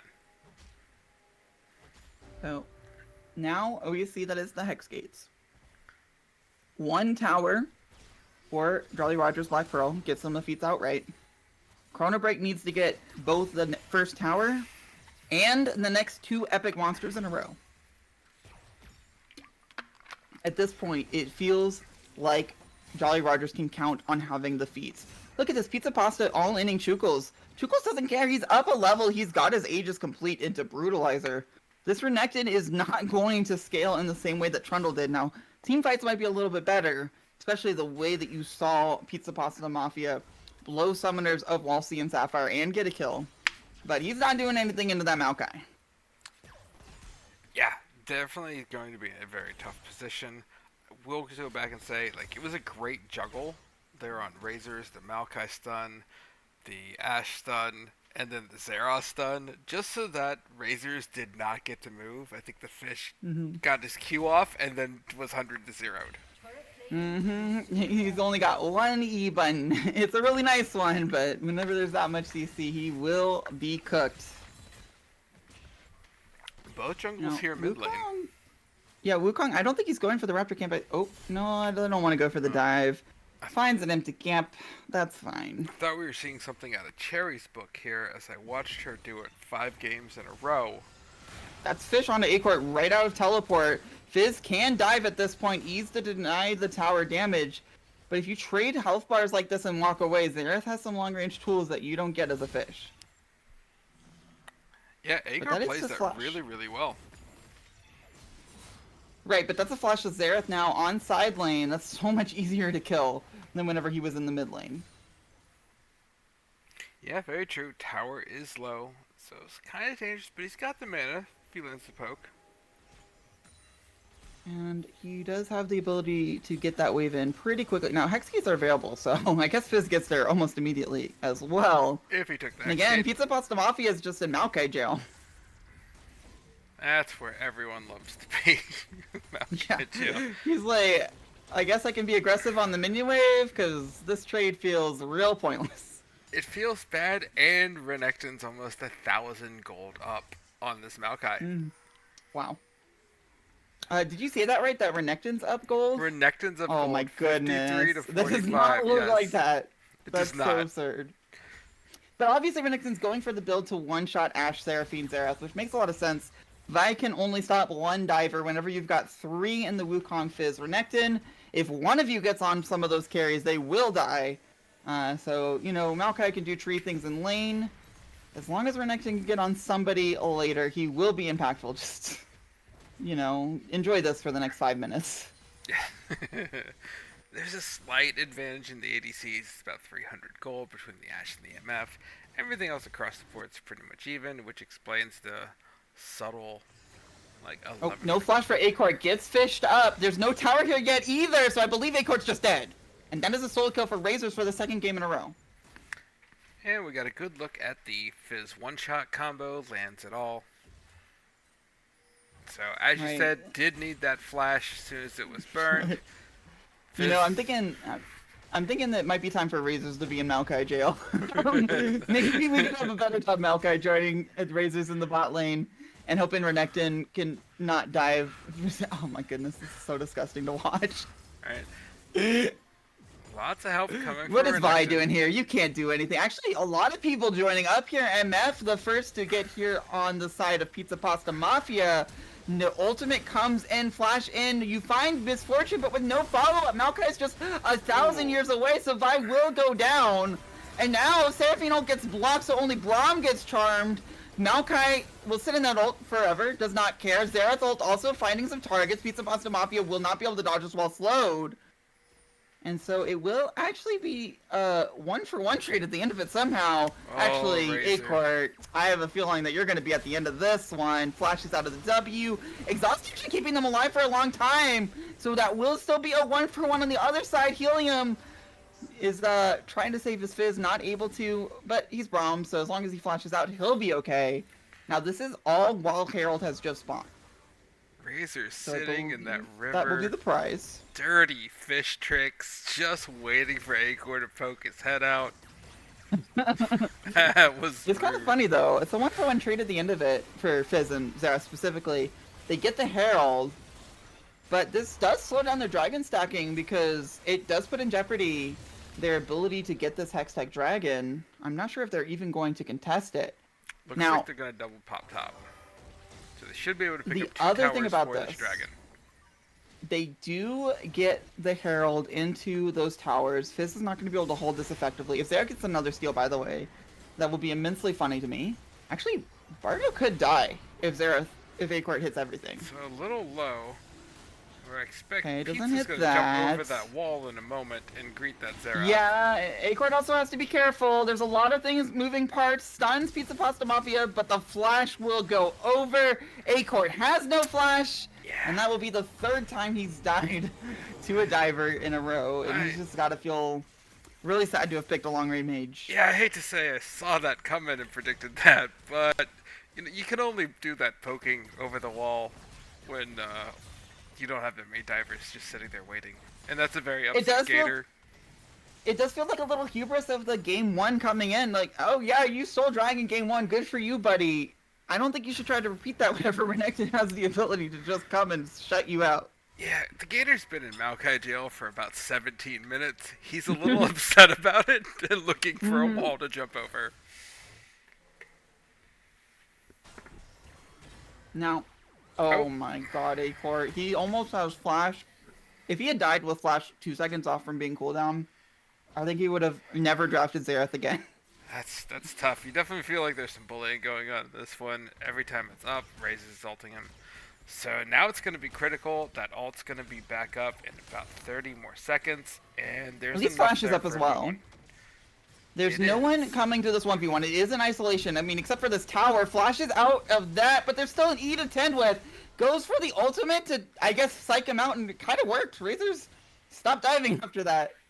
So, Razors back off. at the end of the day, Acor does have to use flash, but lives for now. And Maokai jail. Actually, Wukong coming. Vi coming as well. If this goes the same way as last time, Vi will just die. It's a question of if they can kill Maokai first, though. They're committing on Maokai first. Arrow lands. And that means Vi's able to come in uncontested. Renekton does not have to build to kill these tanks. So Samurai is living for quite a long time. Chukos is just living forever. That ult actually will not be blocked because Helium uses his ult first. And that means that Seraphine's able to get out. Sapphire just using a flash to live. And that is a lot of ults used. Oh, Razor's just... That's the first ult he's missed, but it would have been so big if he hit it. Meanwhile, Cleanse out of the slow. It doesn't matter. There's more slow coming down. Hoodie gets a shutdown. It will be a 1-for-1 trade, though. And Razor's will not die. Obviously, he has the E. That's just a court taking some anger out. But he will not get that kill. Yeah, great Seraphine ult there. It stops Hoodie's ultimate the moment it got cast. I think that was pure luck at the draw, just to charm them under tower, but it looked really pretty.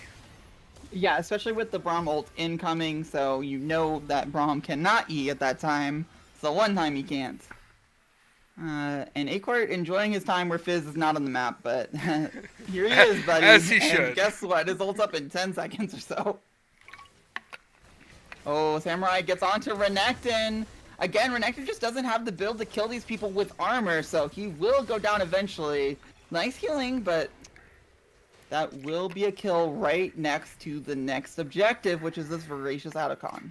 Did have to explain Jukel's flash for that. We'll have to see if he needs that for a flash Maokai engage. Right, oh, MF trying to get some cheeky vision. I think that might cost her, though. We're looking at this Fizz fight. I don't really care about it because Fizz never dies here. Looks like MF was able to walk away. But that cheeky vision did not come to fruition. Oh, no, there's a ward there. It's just on a pink ward as well. Now, Pizza Pasta Mafia does have teleport. Oh, that stun is actually pretty huge. If you get Fizz chunked, he cannot dive. Actually, he might get more than chunked. That's a stun. And a Maokai ult coming in. He is just dead. It will be Chukos who picks up the gold, but that means that Otacon is much more contestable. Actually, ult in onto Wukong. The ult from Ashe while there's no Braum E. Here comes the Braum E. MF ult also kind of worked to block. Seraphine ult just goes a little bit wide, but it might not matter. You don't have these big ults, sure. But there's no Fizz, so your Xerath can do so much work right now. Now, unfortunately, you do have to stand in place to deal this Otacon. There's no MF ult, so you don't have to worry about that. But if Renekton can get on your Xerath, that's... Oh, Samurai is also really low. This Otacon's just doing way too much damage. They're coming in from a nice angle. MF just walking in because no one can stop her whenever Xerath can't charge up and do damage. So they will back off of the Otacon despite getting that fight win. Where's Otacon? Where'd you go, buddy? Okay, there. He is chasing Yeah, he's just dancing out there. And that means Dragon's spawning for the second time after Otacon's been up, I believe. Or, like, really close to Otacon spawn. And I think that this will be a continuation of TD ChronoBreak getting these dragons. Because there's no ultimates up for Jolly Rogers. And they're going to have to walk in, which is really hard for them to do. So this is going to get really interesting. Chukels has kind of become the unkillable Oh, tank. Samurai doesn't have ult, but he still wants to go for it. But Hoodie Man just uses Ghostblade and will absolutely outrun Vi. As you mentioned, Ghostblade, it is... Oh, I like that right here. Chukels saw his jungle go the other way and says, I'm tanky enough, I can engage this without my jungler. I don't care. Runs in. There's no one that can kill him right now because Hoodie Man had to run the other way. They don't get the Dragon Steel. But Chukels is just stalling this fight until Vi can get here, and MF was on the other side of the map. Vi does get an engage onto Braum. It doesn't matter who engages. It's fine. Seraphine ult also finds Braum. They will be getting 2 kills. So even though TD ChronoBreak got that dragon, the gold will shuffle over to Jolly Rogers. Oh, they're teleporting back to... Oh, I think... Nope, clone is fine. Now, Xerath did teleport back to even match the MF, but MF got the tower. This will be Otacon. So there's a very Potentially. I big can't see problem how anyone coming stops up it. here. There's no one to deal with Maokai. This is lethality MF, not on hit MF. This is not going to kill the tree, and they don't have anybody that can kill the tree at this point. Yeah, I thought that... Oh, Razors is actually looking for a cheeky steal here. I don't see it ever happening. Samurai does have Smite.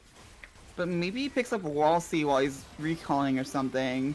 But this is the wrong Otacon for that. You can't get a pick. They have GA. So Razors will just walk away in shame. I mean, I guess if you get the steal on it, the miracle steal, and then you withdraw from the kill, it feels really good. Oh, cheeky ult there. It's fizzled. It's a low enough cooldown. It doesn't really matter, but If Razor's really looking for something. Anything, please. And he'll find a cancel on Seraphine's recall, so good job, buddy. and a tower shot. Now, what you were saying, this Maokai is not dying. However, if the rest of his team dies, maybe that's good enough. But you're right. There's not an answer to this Maokai coming anytime soon. I believe Wukong is getting Black Cleaver soon. Renekton already has it, so maybe some of the armor will be shredded. Last Whisper also completed for Hoodie. But the last time I saw an MF ult, Chuckles just stood in it. He did not Yeah, care. someone's gonna have to get some grievous wounds out here. Like the tree is a problem with that that silly little item that Oh, continues and last to time heal we were you. talking about not utilizing Voracious Otacon correctly, or, well, aggressively enough. This is the first time we've seen Voracious taken with Baron on the map. Yes, I So would- they could just run at it. yeah, like I would love to see either Baron go here or crack mid tower. You can be as aggressive as you want to be right now. Yeah, Acort feels so empowered right now. He's usually very scared, but for the first time, he does not care if Fish lands on him. Whoa, speaking of landing on something, it's actually Vi landing on the Fish.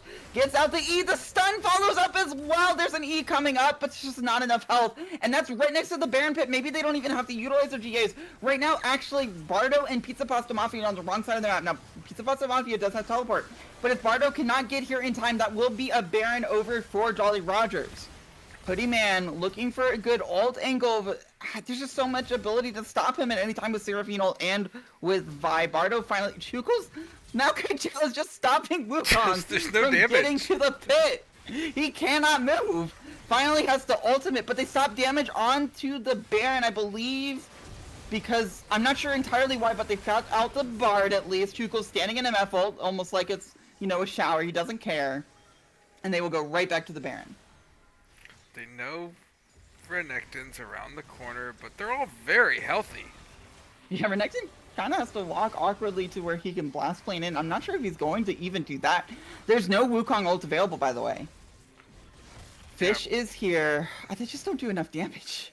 The Baron was just not taking any damage because of their comp.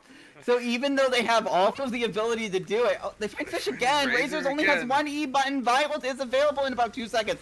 Fish goes down, so there's no more CC coming out, but with... Oh, he's going for it anyways! Gets onto the Fist, can E out of it if he ever can move, but he cannot! Hoodie Man still has no ultimate as well. And did they just go back to the Baron Pit and do no damage? I think surely at this point they'll accept they have to take the Dragon instead. Unfortunately, Baron does have a health bar. Yeah, they just juggle Razor once again, looking for those assassinates, and now Razor's is really far behind. He doesn't really have the damage anymore to get those kills. And, you know, I feel like, unfortunately, TD ChronoBreak kind of has to take a lesson from Baron's playbook in that you've got to stop the damage because you're not stopping Chukos. But if Chukos is in your face tanking, but there's no damage coming out, he will eventually have to back off or die. So, if they can somehow kill Acort and Walsey, maybe Chukos being so unkillable will not matter. Well, they can't hug him because everybody that's near him heals him. Oh, Because yeah, we absolutely. invented that item for a reason. Thanks, Riot. That's the best item you've ever made. I hate it. I hate it. Sorry, I think I'm bitter on Stopwatch that was one. even better for that. Okay, so Alright. Samurai's just starting Dragon. With Maokai here, there's no one that's going to interrupt Samurai. In fact, he goes and bullies a fish away. Razors has healed Chukles, unfortunately for him. The Maokai ult will continue to zone out. MF is able to avoid it, but not able to avoid the charm. They're just all dead. This is Razors not lands how the you fish. stop Chukles. Razors does get onto Walsey. Seraphine also falls. Samurai finally on MF. And Xerath and Renekton are just not in this fight, so Hoodie Man's able to walk away. Vi is sunned up. I don't think she's going anywhere. Bardo actually W's in front of her to stop her. And they will eventually kill that. And yes, Chukles didn't die, but they got everyone else. Samurai did get the dragon while that was happening, though. Bonus So that surprise. will put them on soul point. You trade 3 lives, give up a lot of shutdowns, but you got a dragon. And gold swing. 2K. Now, Chukles, if he's... Oh my goodness, Pizza Pasta Man has found his target. Acorn really has bad to if he flash dies. away. And that tower is now under a lot of pressure. Yeah, that was really scary. If Xerath dies there, this becomes much, much harder. They definitely have done a good job of making sure Acorn's flash is on cooldown in every moment this game. They have.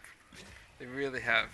Props to Razors. Like you've been spotted out here several times. You managed to find that angle there on the Wally. You got the Ash. You landed it. So he's definitely good mental. Good mental on. Yeah, it's definitely hard to play Fizz from this position where you've bullied your laner all game, but there's just a damn Maokai in your face, so you can't do anything else. Especially the last two fights, or 2 fights before the last one, where he literally got CC'd out of being able to E button, which is almost impossible. That has happened several times this game. That has to be crazily frustrating. Almost as frustrating as trying to CC someone and they hop on a pole and get away, so I don't feel that bad. Oh my, it might... Okay, no. Arbiter comes out. There's no E available. Now Seraphine is also on the way, and as we said it, Razors will go down. Do they go to the pit for a third time? No, they don't bother. Ash just does not have the items yet to make this a real threat, but they have picked off Razors. Great play by Wally. That is the third cross-map arrow juggled CC fish that he has actually, hit. They do go to the pit. Xerath has some more items now, so it might be more doable. Maokai's on the other side of the map, though, and I believe he has to teleport early. If Chukles is late to this fight, it does not work. They have to walk away from a Renekton peeking his head in. And, I don't know that this Baron ever really goes down. Like, literally, Razors, even if he didn't have TP, could just walk back. Pizza Pasta Mafia is caught, though. Or has he caught Walsey? Gets his cleanse. He will go down, but that's one less tool for MF to live. Braum blocks the Seraphine ult. MF ult. Finds only Chukles again and does nothing. Bardo also not able to do much. Ash is picking up the kills while this is happening. Chukles will chase them down. No one can kill him, so they're just running for their lives. And now surely the Baron will fall. Surely. Chukles finished that fight with more health than he started it with. That's just how it goes sometimes. Now, getting the stun and damage on Razors is nice. This Baron will take 10 years, but they have 10 years, so I think it is theirs. Alt is up Fizz for might Fizz. find a pick, though. Feeding time go... Oh, Chukles that... No, he doesn't care. Does nothing. And so they get back on the Baron. Yeah, I mean, it's going. It's going. It will go down here. And that will last until the Dragon Soul spawns.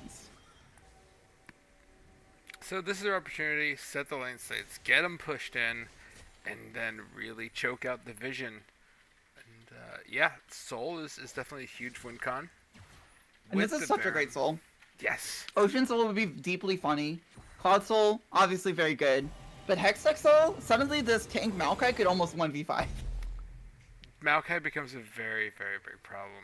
Chukles, deathless so far, not taking damage. It's going to be painful. Now has finished the Frozen Heart, so MF will do even less damage to him.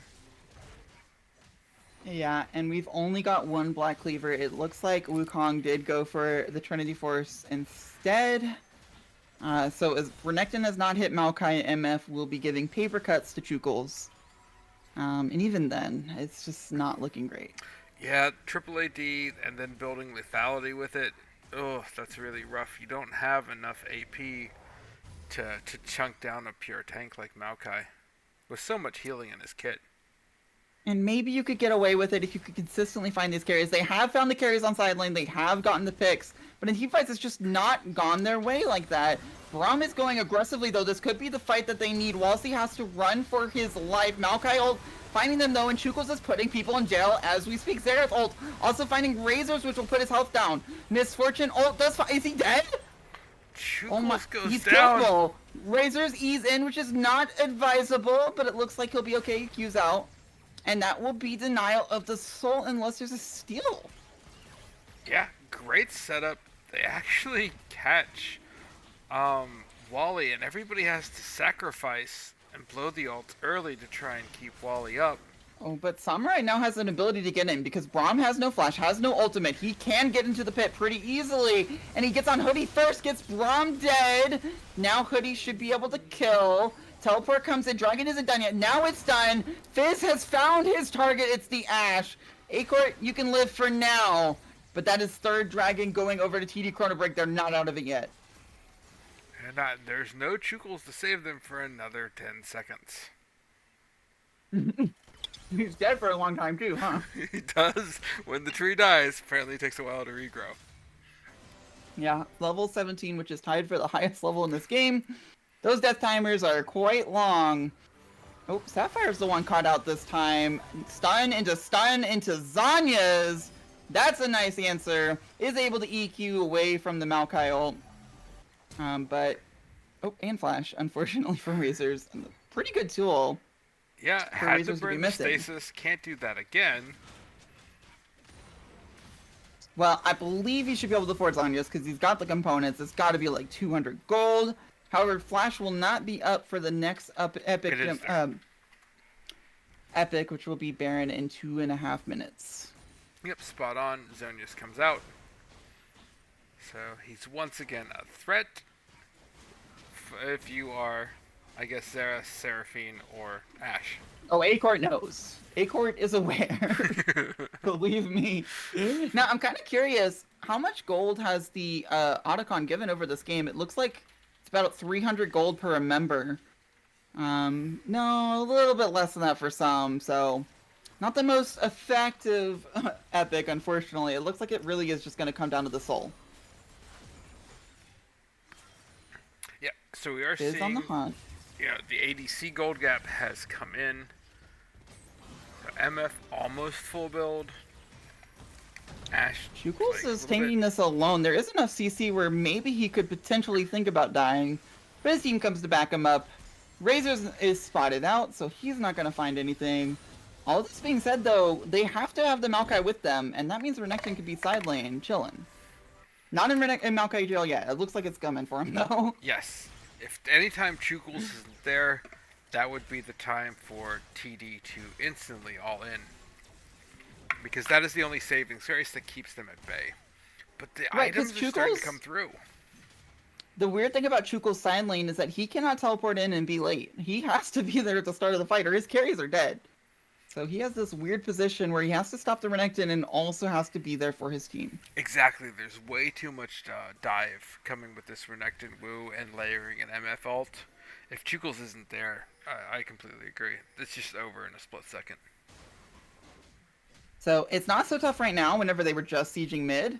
With this Baron spawning in 1 minute, that's whenever we'll see the real micromanaging of teleport versus pressuring Renekton come into play. Both TPs are up. TP advantage mid lane. There for Jolly Rogers. As Fizz is still on cooldown for a little bit longer. But there's no objectives up yet. Baron in 30. TPs are all going to be up by then. So we're going to go back to seeing the Renekton versus Chukles non-show for a little bit. The real question is what happens in 25 seconds whenever this Baron spawns again. The other thing is that Jolly Roger still does not do that much damage to this Baron. So that gives you a lot of options to try to overload Chukles while he's down here as well that normally wouldn't be an option. Ashe is getting there, does have the attack speed built done now and the Lord Doms, so that damage will come out a lot faster from Ashe on that Baron. Yeah, eventually Ashe does get there. They nerfed her early game quite a bit, but whenever she's got IE, Kraken Slayer, the Baron probably doesn't last that long anymore. MF full build. Oh man. This is a fight that we could watch for hours. Renekton Maokai farming.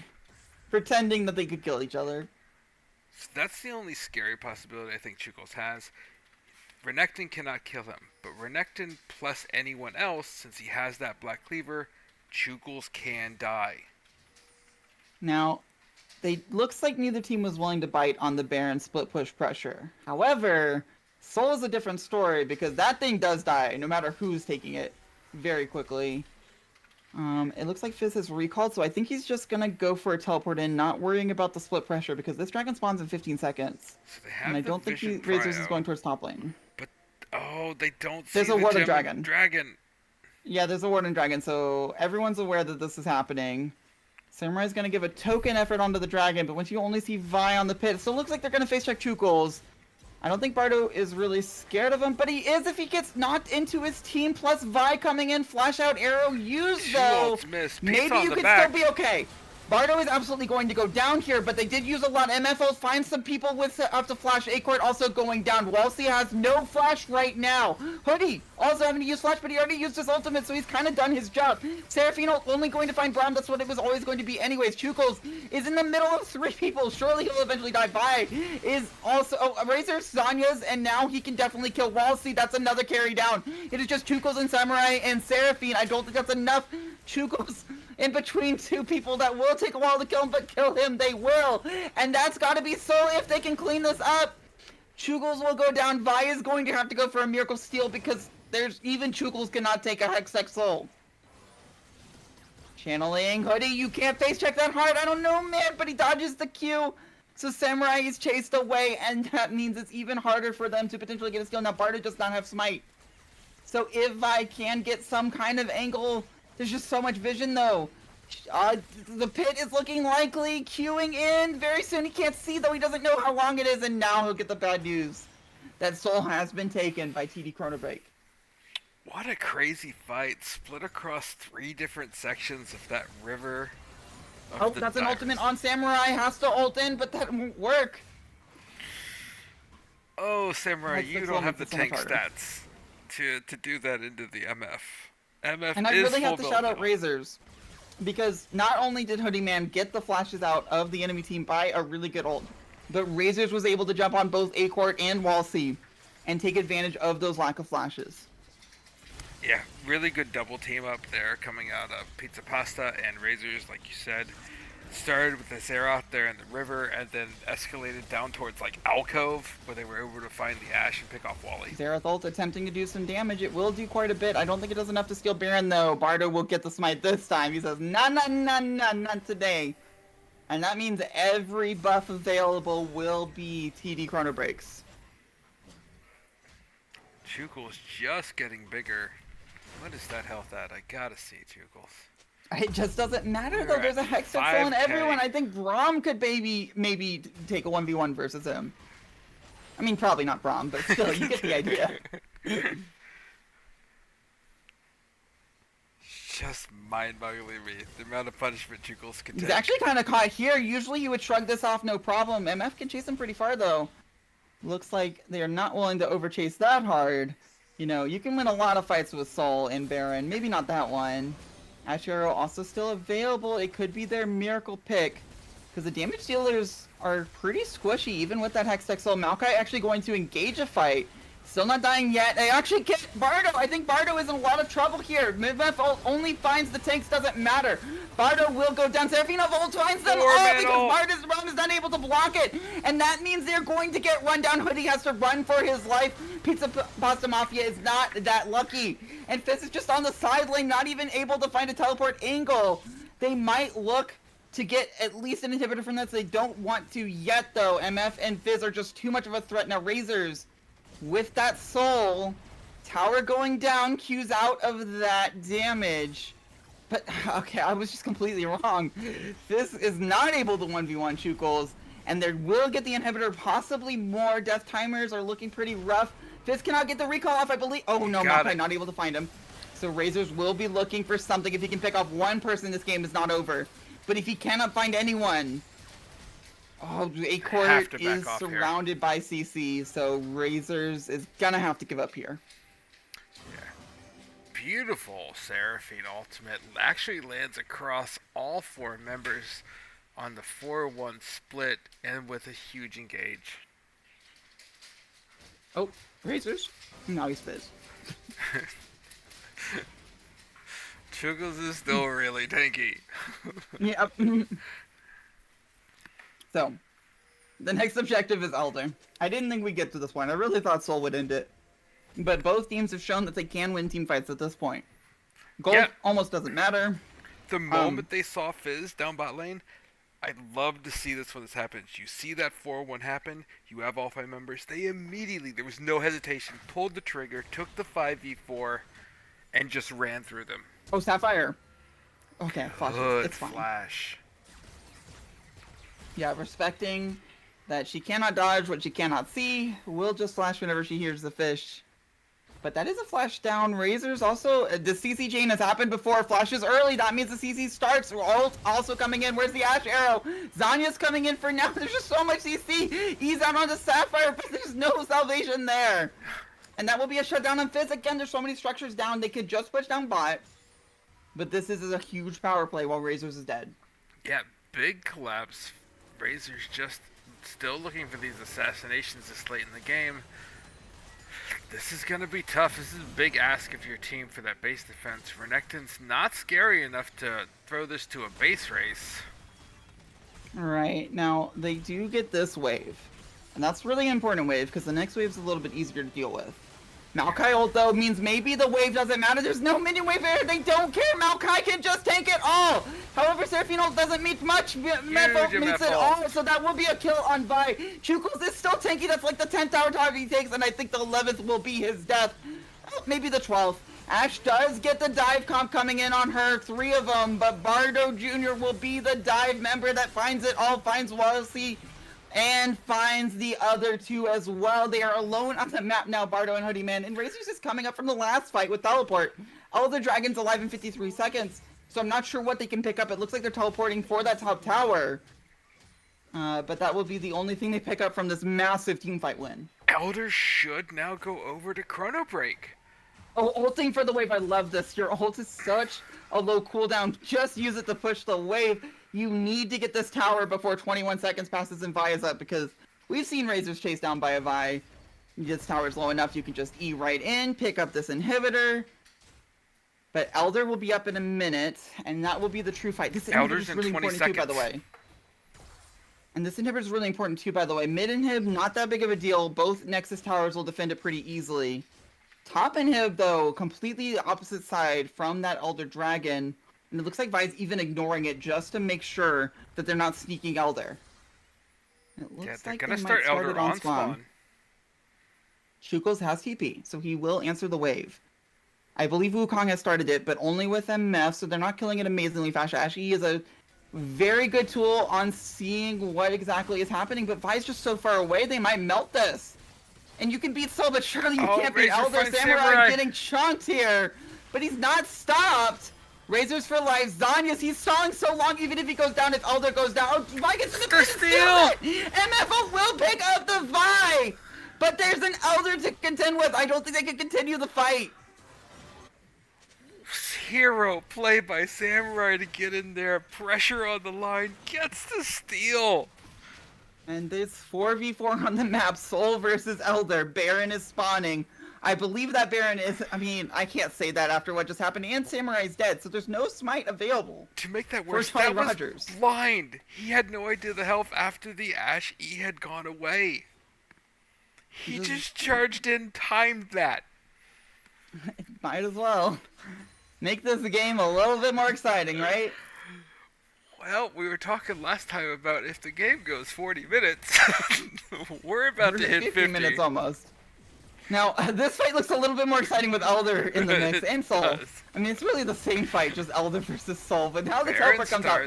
They do call for Baron. There is no smite, but they do this so fast I don't think it matters. No one can come and check this at all. Yeah, there's no vision. They will take Baron. They're even going to wait for Vi, I think. No, they're not sure where the enemy team is. Might as well take it. Samurai's always going to be with a team member, so having Baron buff there doesn't matter. Epics are gone off the map. Elder will time out pretty soon. It's really just going to be Soul versus Baron for the next few minutes. Yeah, and this is the... If I'm on this part, I like this Soul to go into Baron. Hex does so much work. I mean, I thought so, but they've had it for like the last 10 minutes, and I'm not sure how many fights they've won with it. Well, I mean, it's been about Baron one, minions. I think. Oh, true. Yes. It does wave clear quite well. You've also got the MF ult, which at level 18 is a pretty low cooldown. I mean, we're starting to look at the point where MF can change her build, too. Yeah. Yeah, I think MF could literally change her build at this point. because those lethality items are looking kind of silly, unfortunately, there whenever is. everyone's level 18, even the enemy support. Just 5,000 gold sitting on MF right now that can't spend. Yeah, I don't know where you switch first, though, and that's like a hard question to ask whenever you're also juggling all of the macro going on. Speaking of which, they're not able to clear the minions that effectively. This mid in him might go back down as soon as it respawned. Elder's still ticking, so they have to be a lot careful. Speaking of, Hoodie's in a lot of trouble, even if he can dodge all these, which he can't! That is just Hoodie going down without the MF ulti! It is so much harder to deal with the rest of them, plus you have to deal with your structures going down. Redemption will make sure Chukos cannot find anyone, but can you find the enemy team? Walsey's just hitting a Nexus Tower though! That might be the mistake! Because Walsey will go down, Acorn does not have ultimate, is he that useful without it? Chukos is just trying to get structures! Zanya's out, Chukos can just end the game though! It all comes back to Chukos being unkillable, but he can't right-click the Nexus enough. He is literally 1v4 right now, 1v3. And he will have to walk away from a half-health Nexus. And still dies for it. Maybe he picks up William. This is ridiculous. He's hitting the Nexus again, smiting him to make sure that he goes down. He is still healing. I thought that I could have taken a breath 10 minutes ago, but he is still fighting on. Surely he will now die. And during that, Seraphine had time to recall and go clear top wave. No, that item's perfectly fine. So glad that's in the game. They might lose their bot tower here. Yeah. They do, which is actually a pretty big deal. The Nexus towers will respawn. That tower absolutely will not. So much minion damage. All the buffs cleared off the board. Elder wore out just after they got the kill there on MF, so really good timing there by Acre to just plow through MF, turn that fight. Almost won the game off of it. Do you happen to know offhand the longest game of Arbiter history? I think it's around We might be 58 getting minutes. close. I don't know. There's not many structures left. And I feel like these damn fights are going to end decisively from now on, surely. Yeah, if we get to another 6 minutes, we're going to be near the record. I know it's around 58. Well, we could be seeing it, because I don't know. Elder at 130. These Nexus towers haven't respawned yet, so there could be a teleport in from Maokai. They just want the fight. Hoodie has to run away. I don't even think they want the fight. I think they just want to right-click the Nexus. There's not really any objectives yet, but Maokai has teleported in. Fizz is recalling for now. Walsey is the one to look. He's the one that can kill structures. Chukos, not so much. He sat there at the Nexus trying to hit it with his flabby arms. It did nothing. But if Walsey gets on the Nexus for any amount of time, it will go down. There's no towers right now. Hoodie Man breaks his spell shield. MF ult also very important. Inhib up in about another minute, so about the same time as Elder comes up, that Inhib will respawn. Okay, Dragon is up in 43 seconds. Looks like they've retreated. Razors, I've seen this story before. Has to use the E early. There's so much CC coming. The damage burst is there. Don't even need the arrow. However, they did use the arrow and Maokai ult. But you have to imagine this is their second Elder. And surely the second Elder will be enough. They're passing each other. Going in for any fight ever. It might be enough. Xerath getting off a really strong ultimate. Misfortunes on the wrong side of the map. Wukong has to ult defensively. Is able to get Walsey's flash, but if Walsey flashes to safety, it doesn't matter. But flash in from Pizza Pasta Mafia. Walsey is dead. Chukos finding the carries. Bardo still alive somehow. I'm not sure how. Now it is just Xerath, and he will go down. It's Chukos again. I don't think Sapphire can change this. She is here though. Walks away from the MFO. Chukos is still tanking. Sapphire has said to hell with it and is running away from Wukong right now. Chukos will go down.